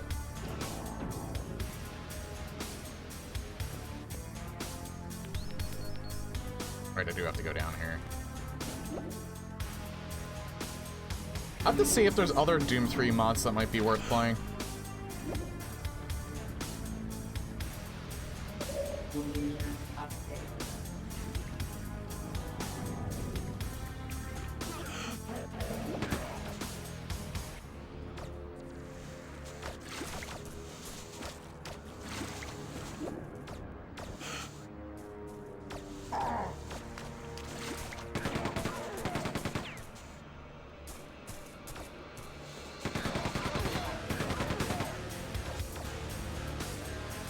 I still find it interesting that of all the things to get influenced by for making a Doom mod, that mod was influenced by Life is Strange.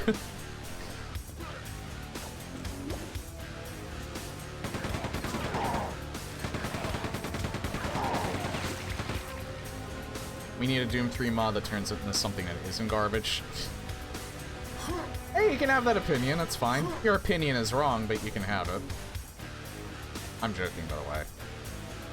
I do think that, I don't think that Doom 3 gets a bad rap anymore. I think people, for the most part, actually enjoy it. I think most people come to accept it and enjoy it now. But, yeah, it definitely was one of those black sheep parts of the series. I just, I am kind of hoping that they, because it was a borderline survival horror before BFG Edition rebalanced it.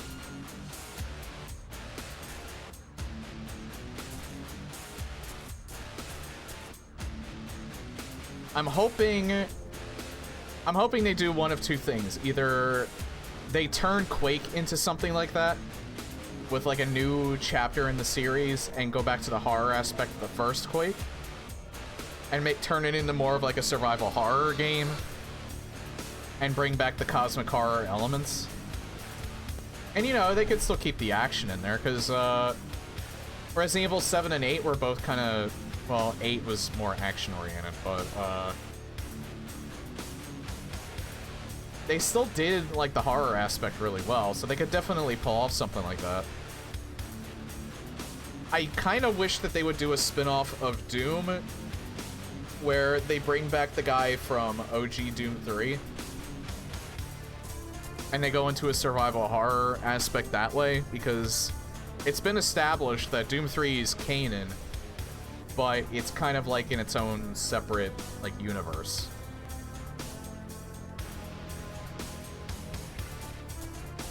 So they could technically bring that back and make like a side project of Doom that turns it into a survival horror. I would like that as well.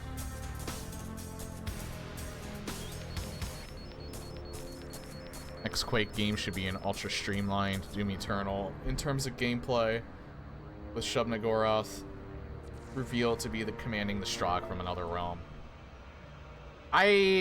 Personally, I'd kind of prefer that they keep things separate. Like, the Strahd they could have in the story still, and they're kind of like a third faction to, like...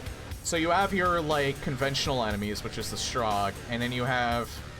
Then you can get creative with the designs of, like, all the cosmic horror elements that the first Quake introduced. And what you could also do is bring back Ranger. You can have him talk, because he talks in Quake Champions. Oh, he's new. I think he's new. And then, like, you can introduce, like, say there's people that only played the first Quake. You could have Ranger, you could have, like, Ranger say, wait, who are these guys?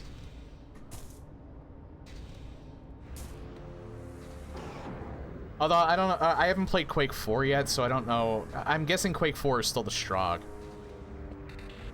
I do have to play that at some point.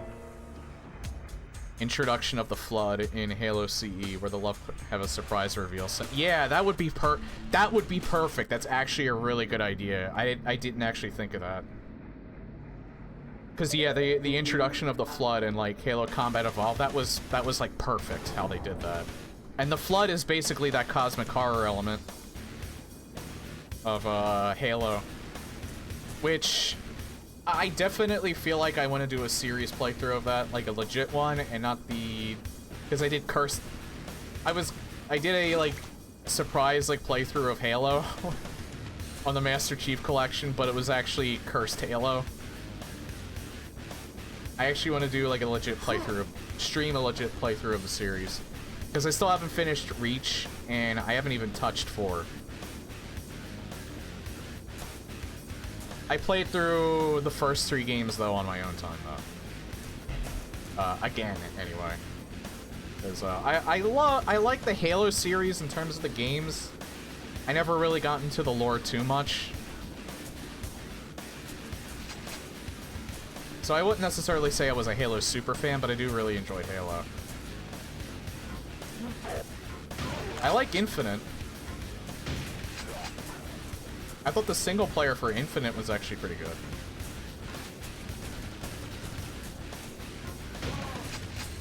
And you know, the story was serviceable. Not a masterpiece, but it wasn't bad.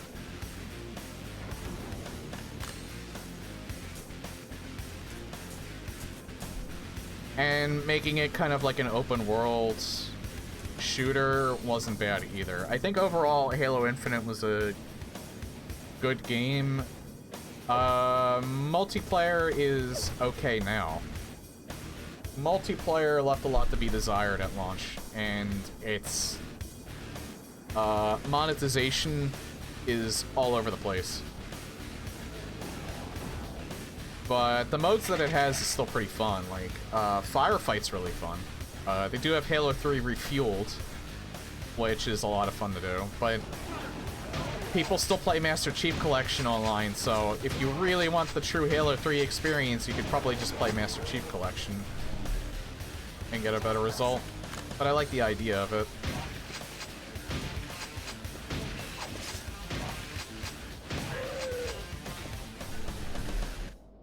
People give 4 a lot of shit, but it's honestly my second favorite after Reach. It's gonna be hard to beat 2 and 3 for me because I have...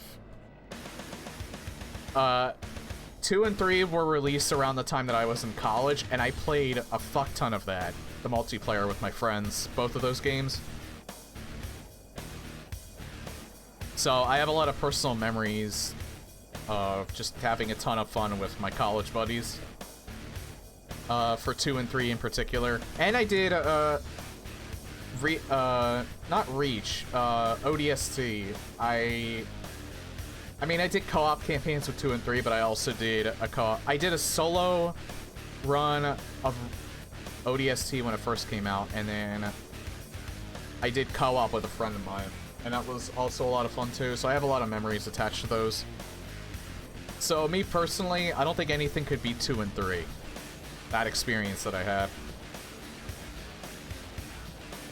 I tried getting into 4, and that was around the time that I was really into PC gaming, so I didn't finish it. So I do gotta get to that at one point and give it a fair shot.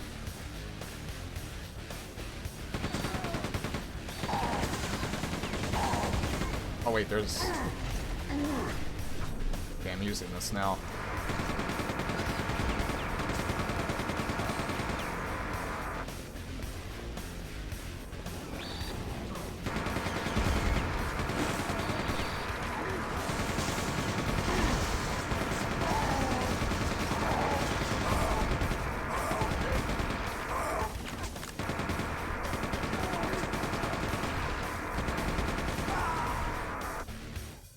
Man, that escalated quickly.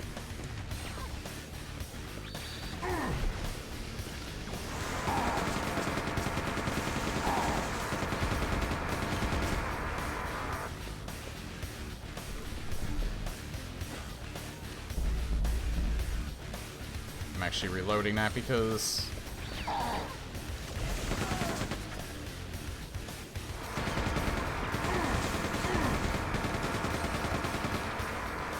I want to try and kill as many of these enemies as possible on here.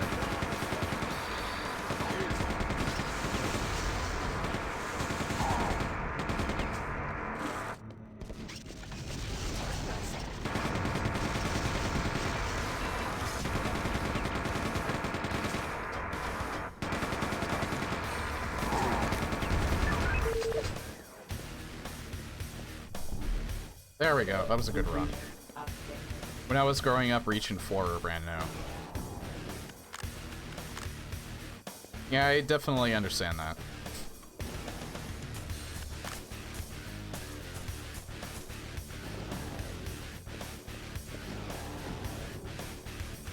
I will give it this, though.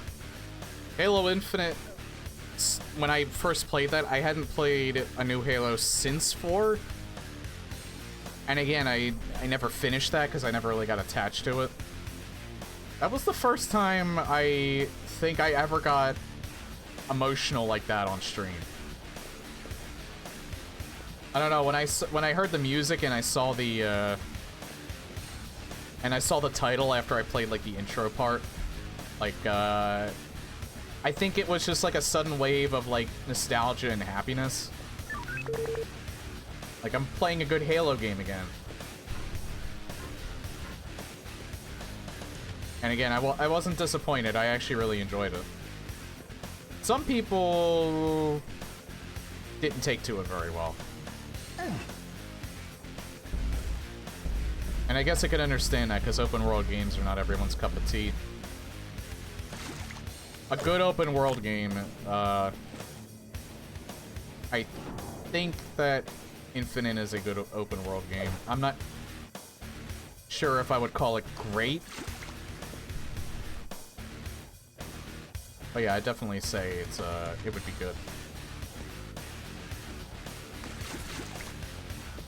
A great open world game, I think, is Cyberpunk. Especially Phantom Liberty.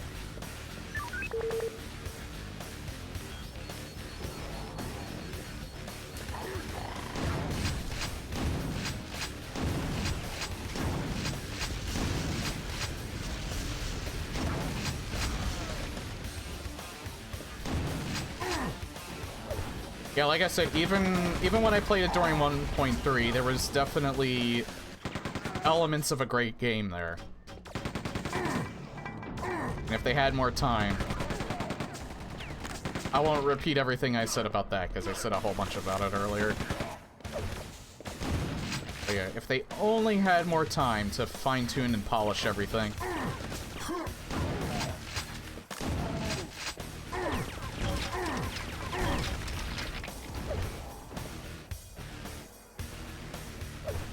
then it would probably be one of my favorite games of all time. It still kind of is, actually. I would say...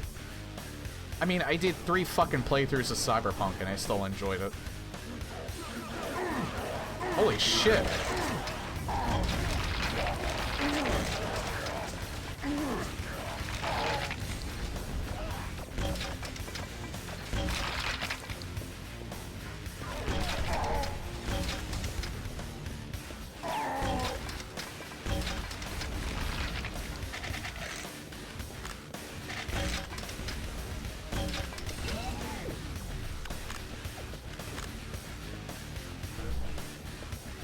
Yeah, if they only didn't screw it up, it would probably be in my top 5 instead of my top 10 right now.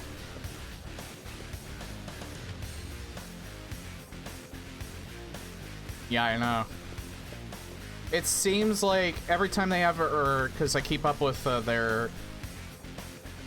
You know how like every time they like always have like public what their quarterly earnings are and what they're planning to do in the future, it gives me the impression that they learn from their mistakes and they're not gonna try and make the same mistakes again.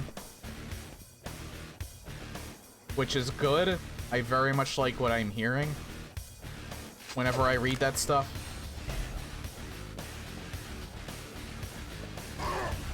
Holy fuck. Where the fuck did that come from? Oh.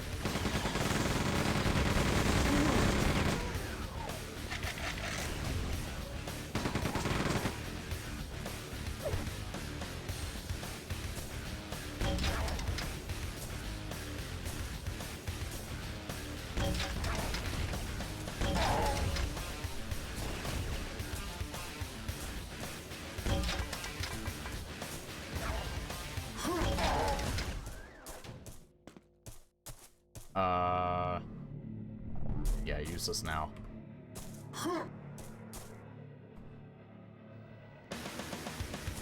That game did make me realize how much I actually really enjoy cyberpunk genre in general. Because I like Final Fantasy VII. I didn't even realize that was technically considered cyberpunk. Really love Ghost in the Shell. More so the TV series. I did really like the first movie, though. I really enjoyed Standalone Complex. It's probably my favorite anime. I'm not a big fan of anime in general, but I like that one in particular. Oh, fuck, these guys are back.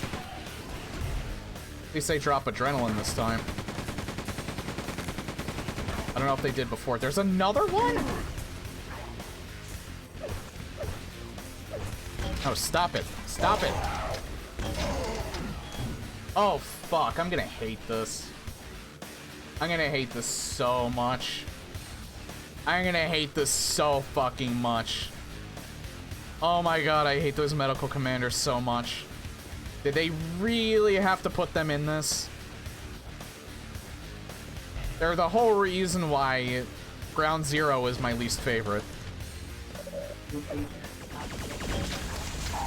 God, I hate those medical commanders so much.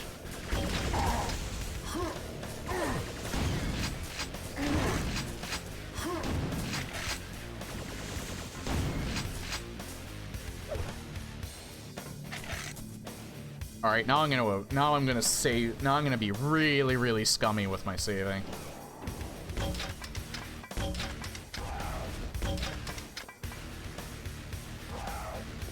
It's like the worst thing is you can't keep these guys alive for any reason.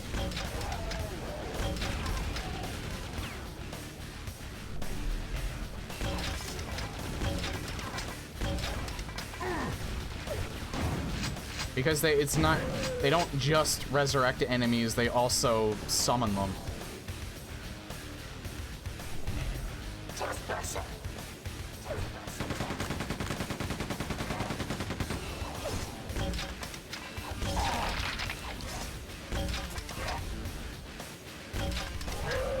At least when they show up, it seems like they always drop adrenaline. They always drop the adrenaline pickup.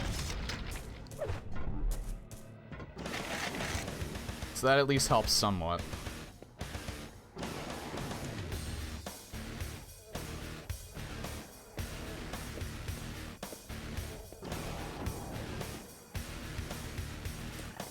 Oh dear God.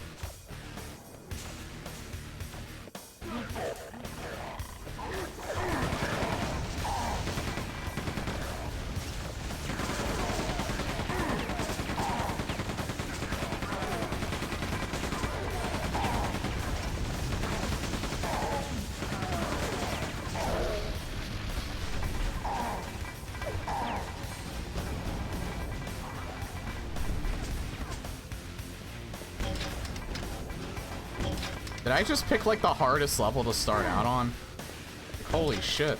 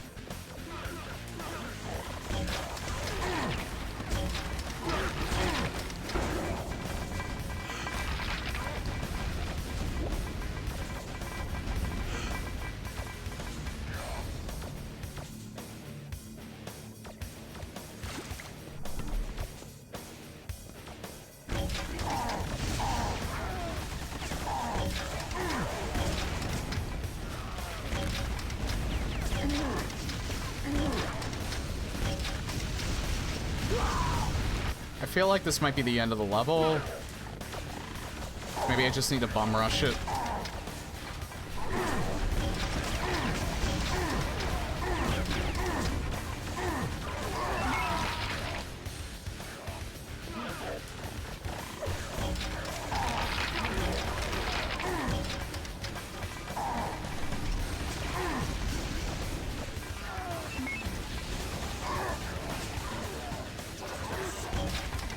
Jesus Christ!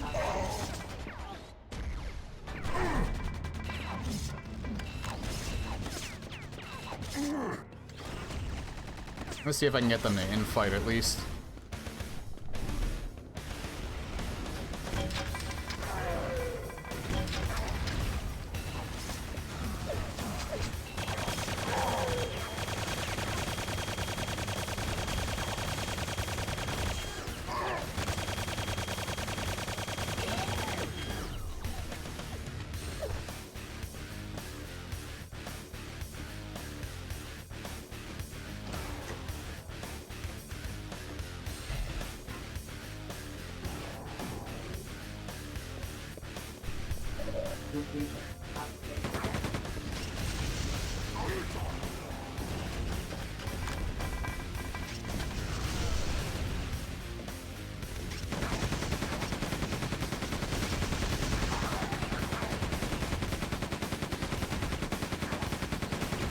Whoa, what the fuck?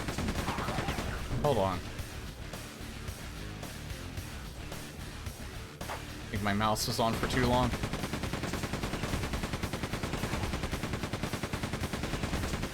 My mouse is wireless and I had it on for too long, I think. I have to like reset it and turn it off and on every few days.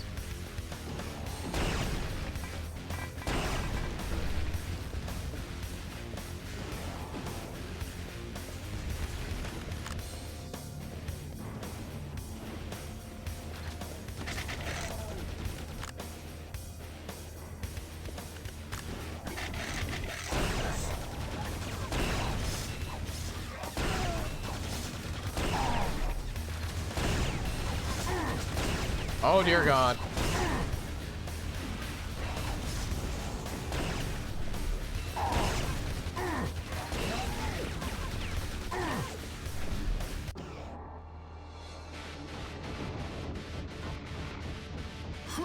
Oh wait, oh.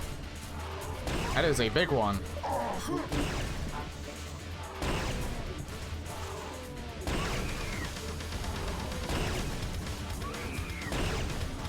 Wonder, is he doing damage to him?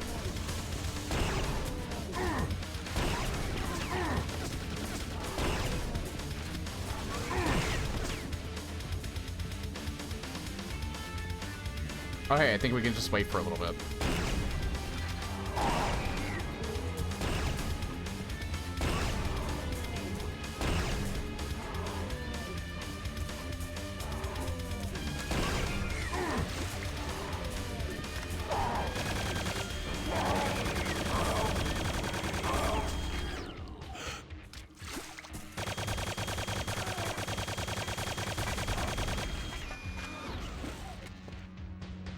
I'm not saving yet because I have no health.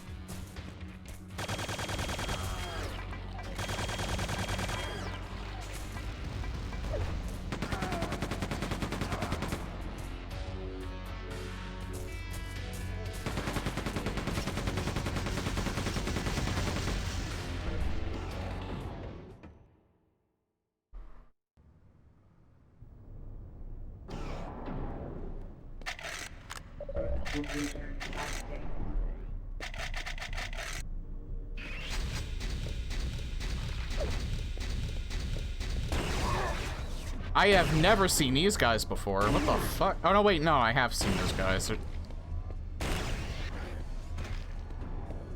I think...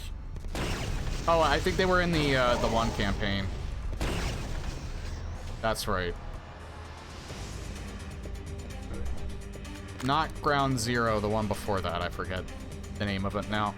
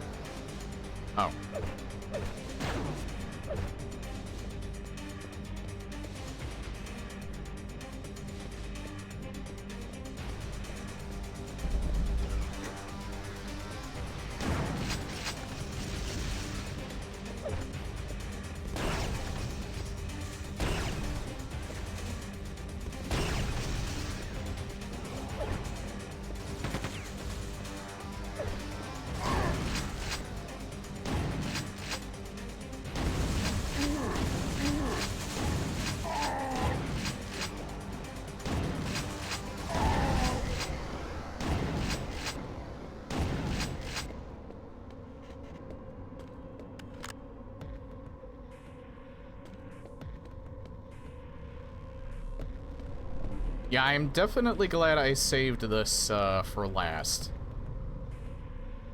Why did they put this after Quake 2 then? I still don't understand that. Yeah, why did they put this after, like, the main campaign episode? Because this definitely feels like, alright, you've played all the other campaigns, now time for something that's absolutely ball-bustingly difficult.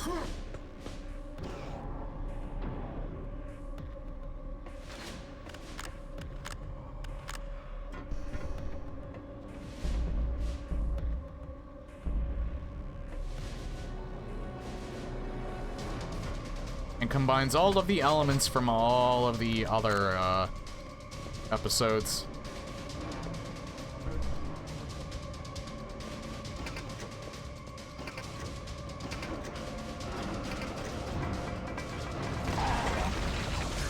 Not sure if that was the best idea.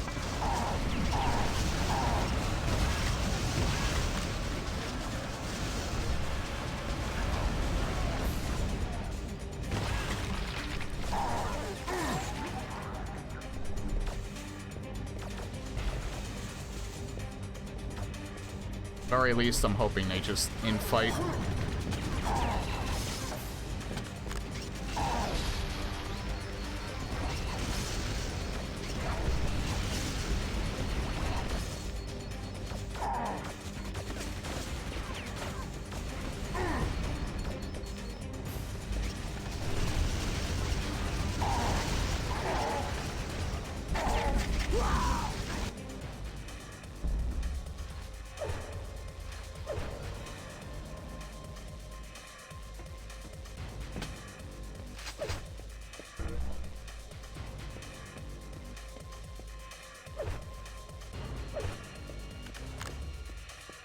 I think you have to hit all of them.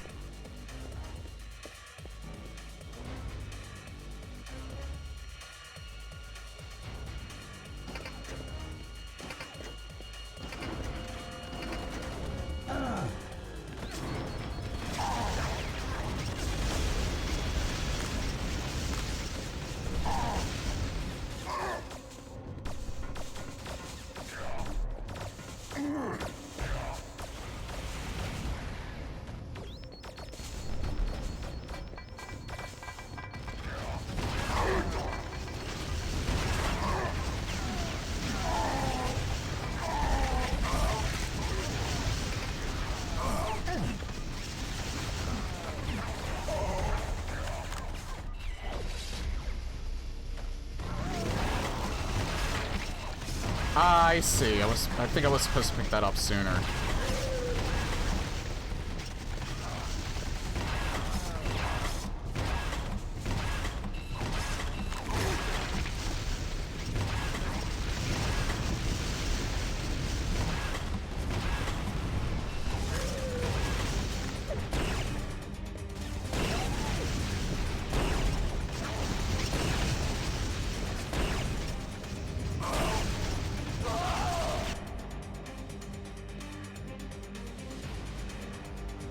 Where did I pick that up from? Was that over here or over here?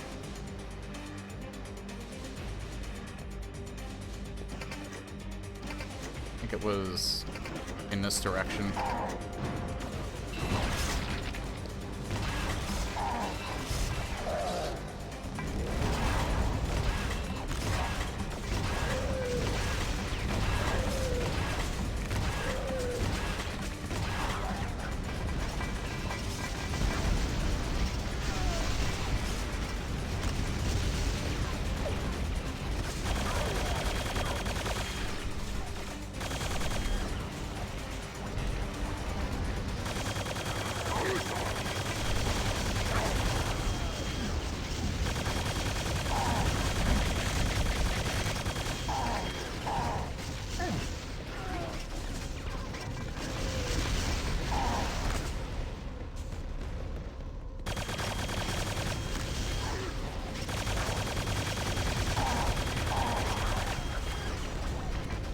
Man, my armor just melted away on this part. I had like so much and it's all gone already.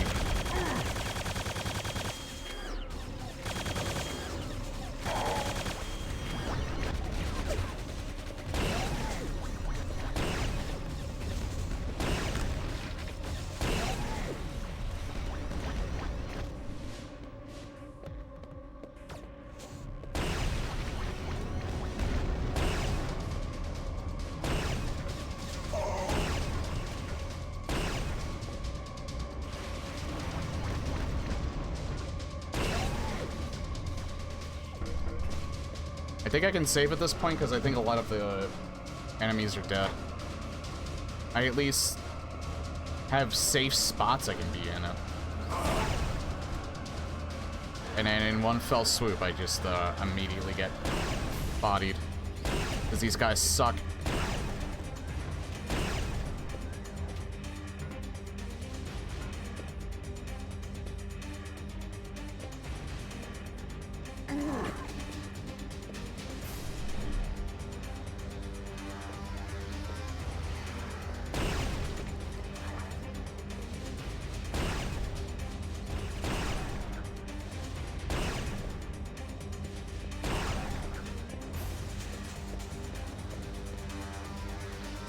Hang on. Let me see if there's something over here. Nope. Pretty sure there's not.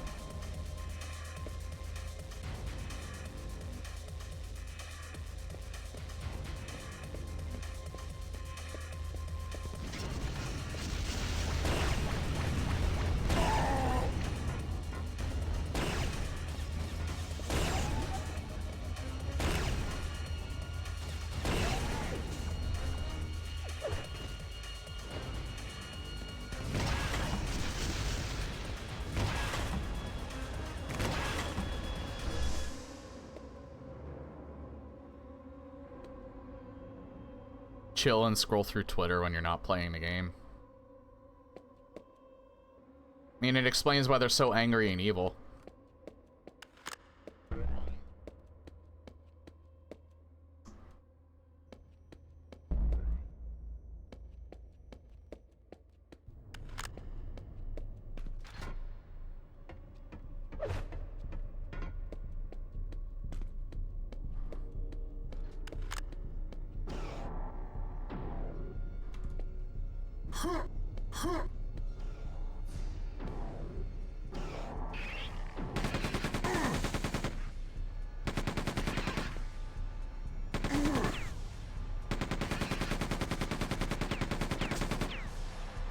Don't I have... Never mind.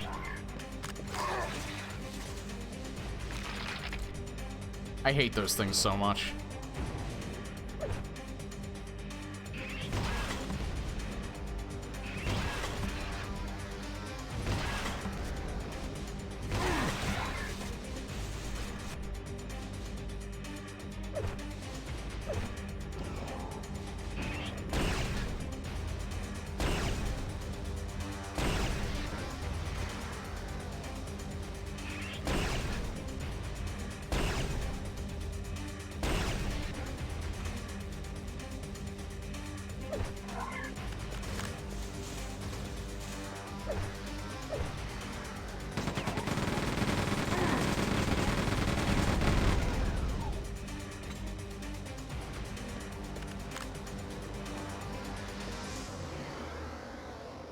This is actually great, though. I can't wait to finish this. I don't know why, but it feels satisfying to have another game with 100% achievements under my belt. Just for playing it, as opposed to like actually going for like bullshit achievements.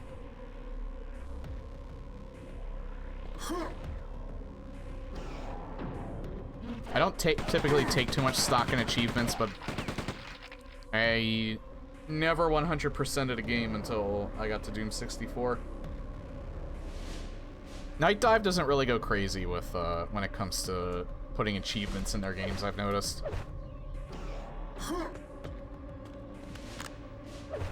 Which I'm kind of thankful for, because I wouldn't do them anyway.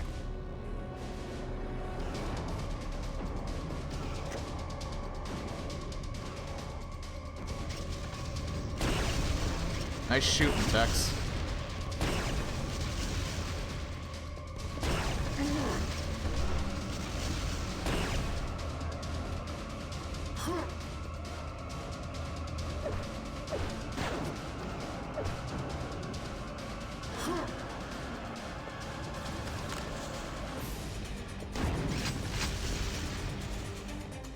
Top 5 favorite Quake 2 soundtracks?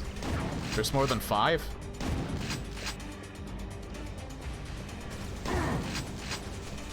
You mean like the track itself? And again, I would ask, there's more than 5?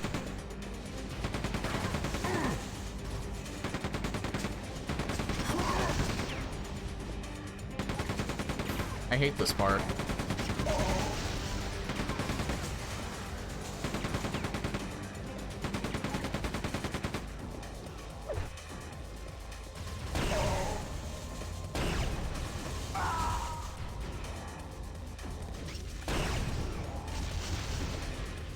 Alright, I'm gonna take this part glacial slow.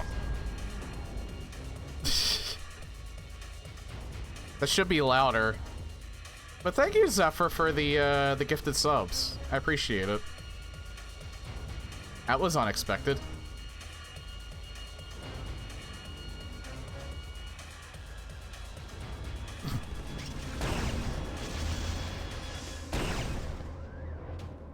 Everyone, enjoy those as I lay dying.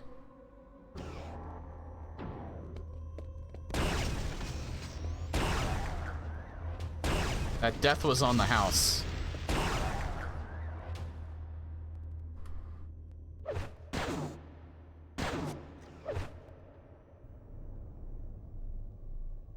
Uh-oh.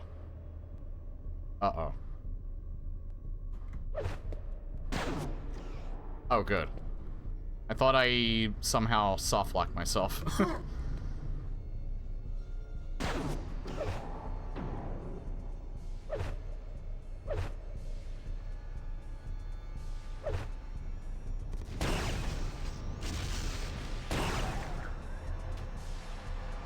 Well, that worked.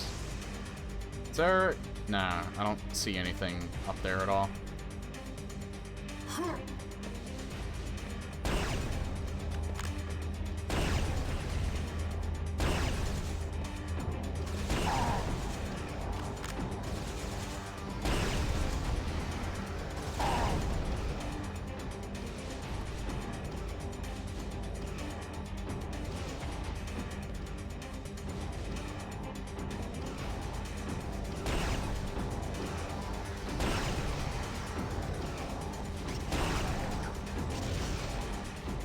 I love it when I can just do that and just not have to worry about moving.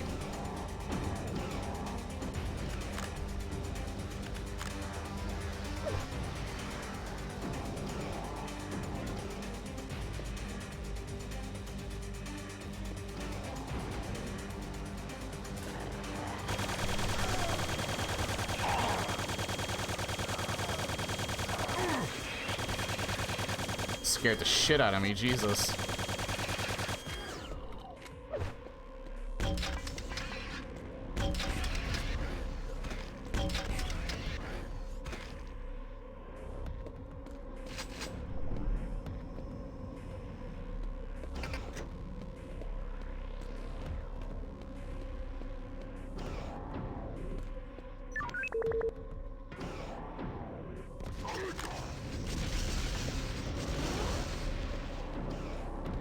Nice. I probably should have saved that. God fucking damn it. I hate these. I hate it when they do that so much. Oh, I thought he was dead.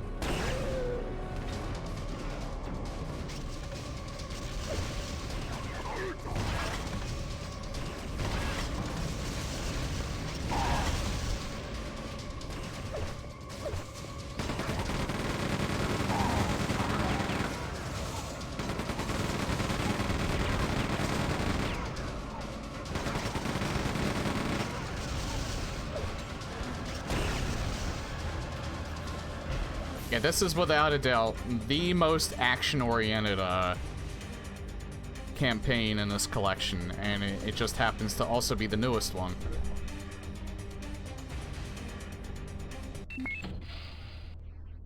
Oh.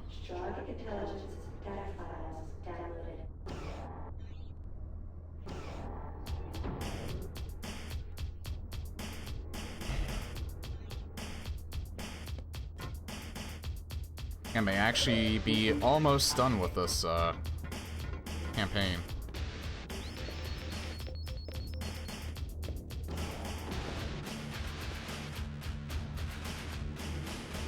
Not a fan of the newer expansion packs.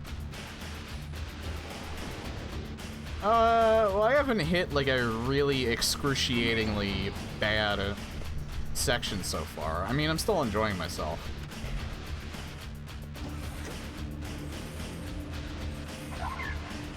I could be speaking too soon, of course. Oh, shnikes.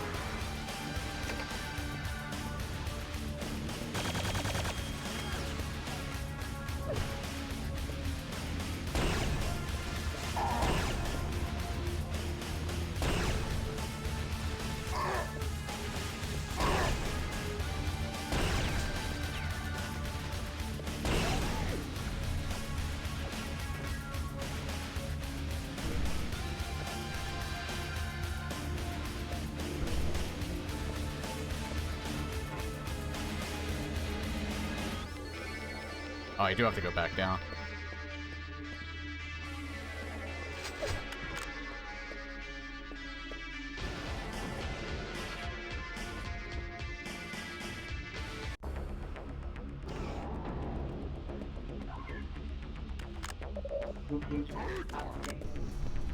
I get the feeling they kind of give you the freedom to choose levels, and I think I chose one of the hardest ones first.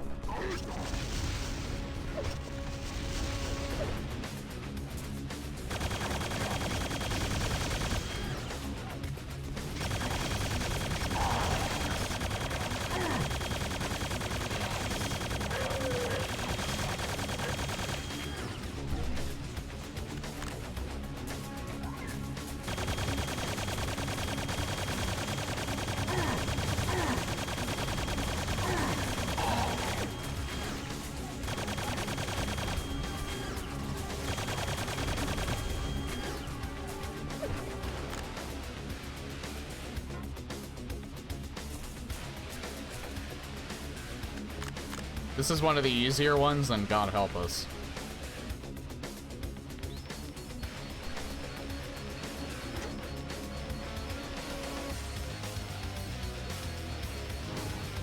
You know what? Going back to that previous question, this track is probably my favorite one. This, music track. Because it reminds me of, Command and Conquer.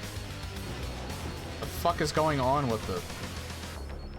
What is going on with the compass? Holy shit. Bugged out there.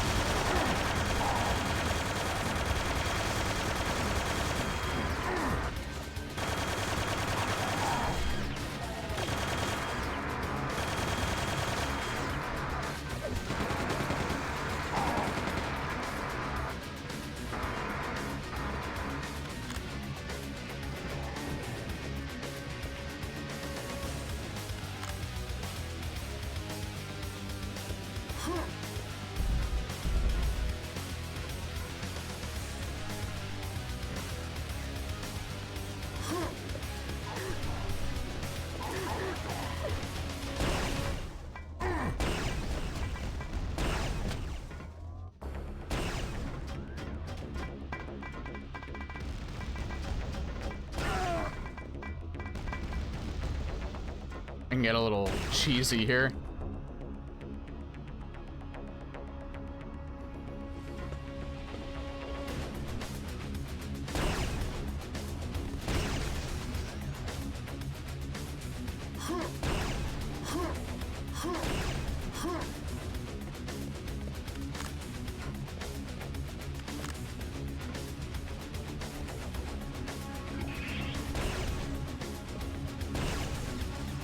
You know what?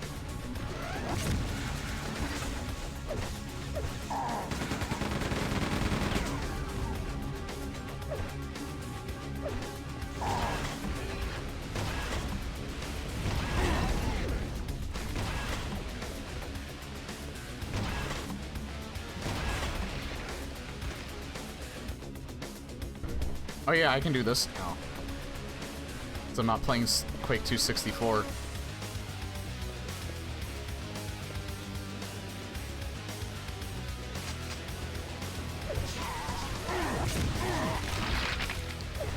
You know what? That was worth it.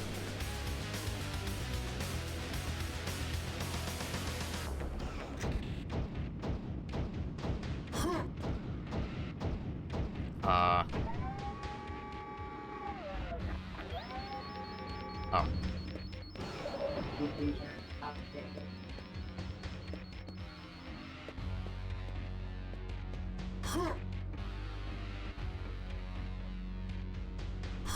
Is there anything up here? Nah, nothing up here.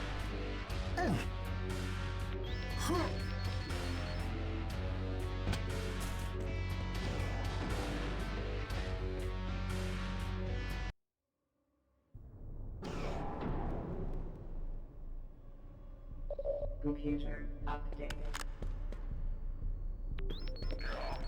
Oh god.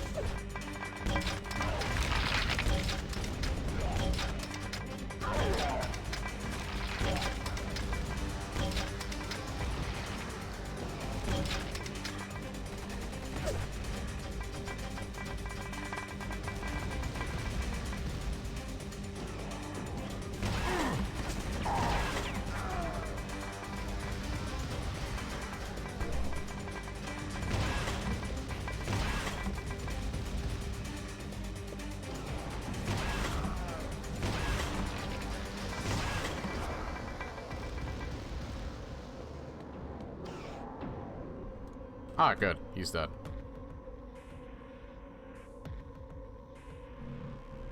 How would I go about getting... I guess I could crouch under there. Yeah, I saw them creeping up on me.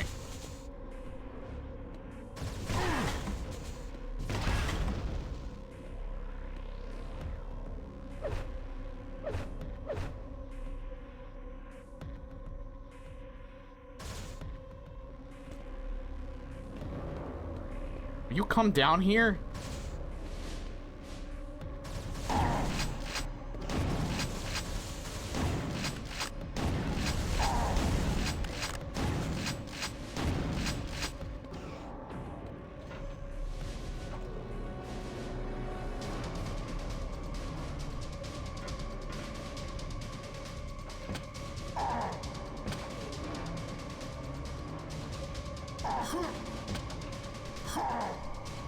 Oh, I'm so fucking dumb. I'm reloading.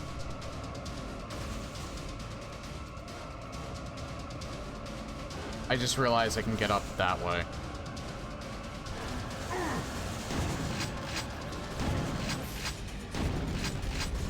I lost like a bunch of unnecessary health. When like getting that adrenaline is way easier than I was making it out to be.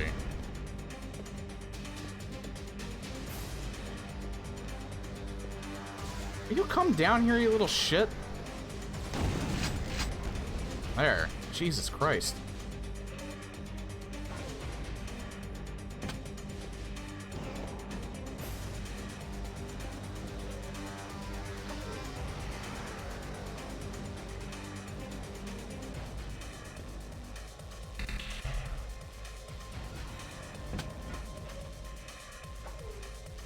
know what? I'm gonna save that mega health down there.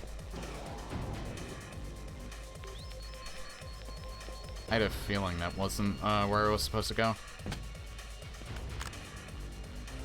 Oh, okay, I have to go up there. Nah, you know what?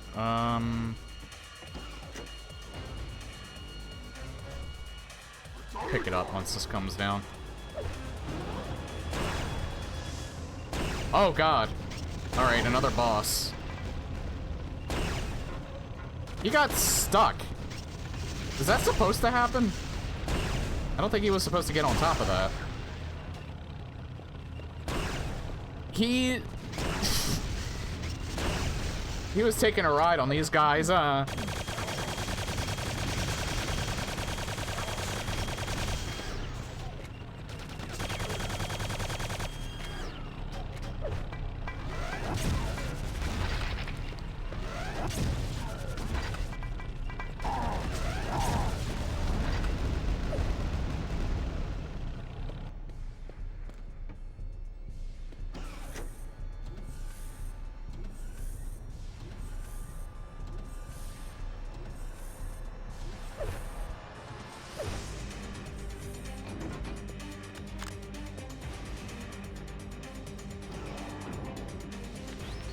I am supposed to go this way.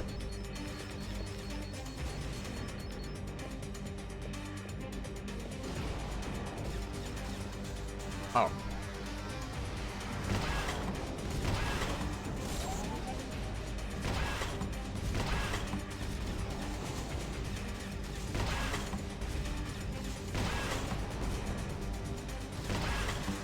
You know what I need is the soundbite of Chester Cheetah going dangerously cheesy. 'Cause I say that a lot. Because I do it a lot. I am a dangerous cheese artist.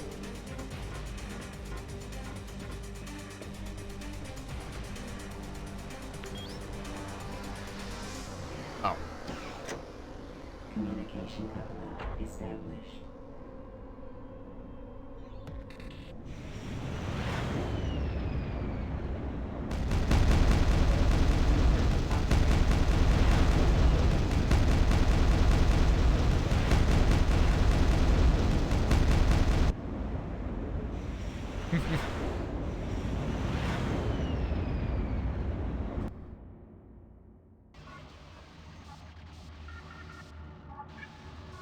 Deploy Marines from adjacent rooms to collect data.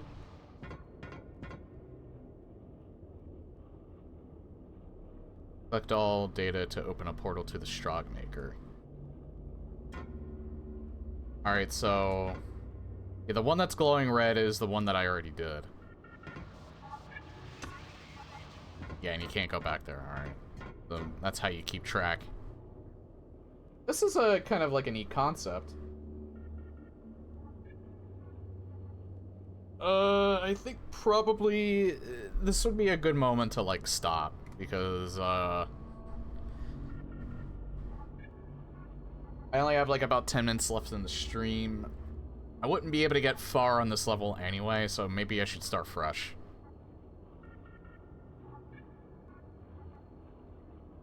I think that's probably a good plan.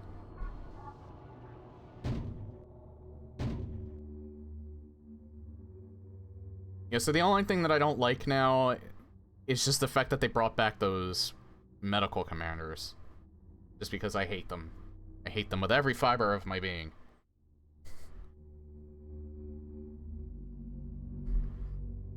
Like, this is how badly I feel about them. Fuck you, you crazy bitch! Ethan doesn't like them either.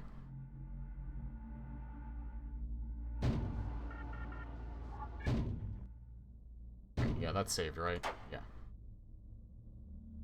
Alright, so yeah, that's gonna be it for the stream for tonight.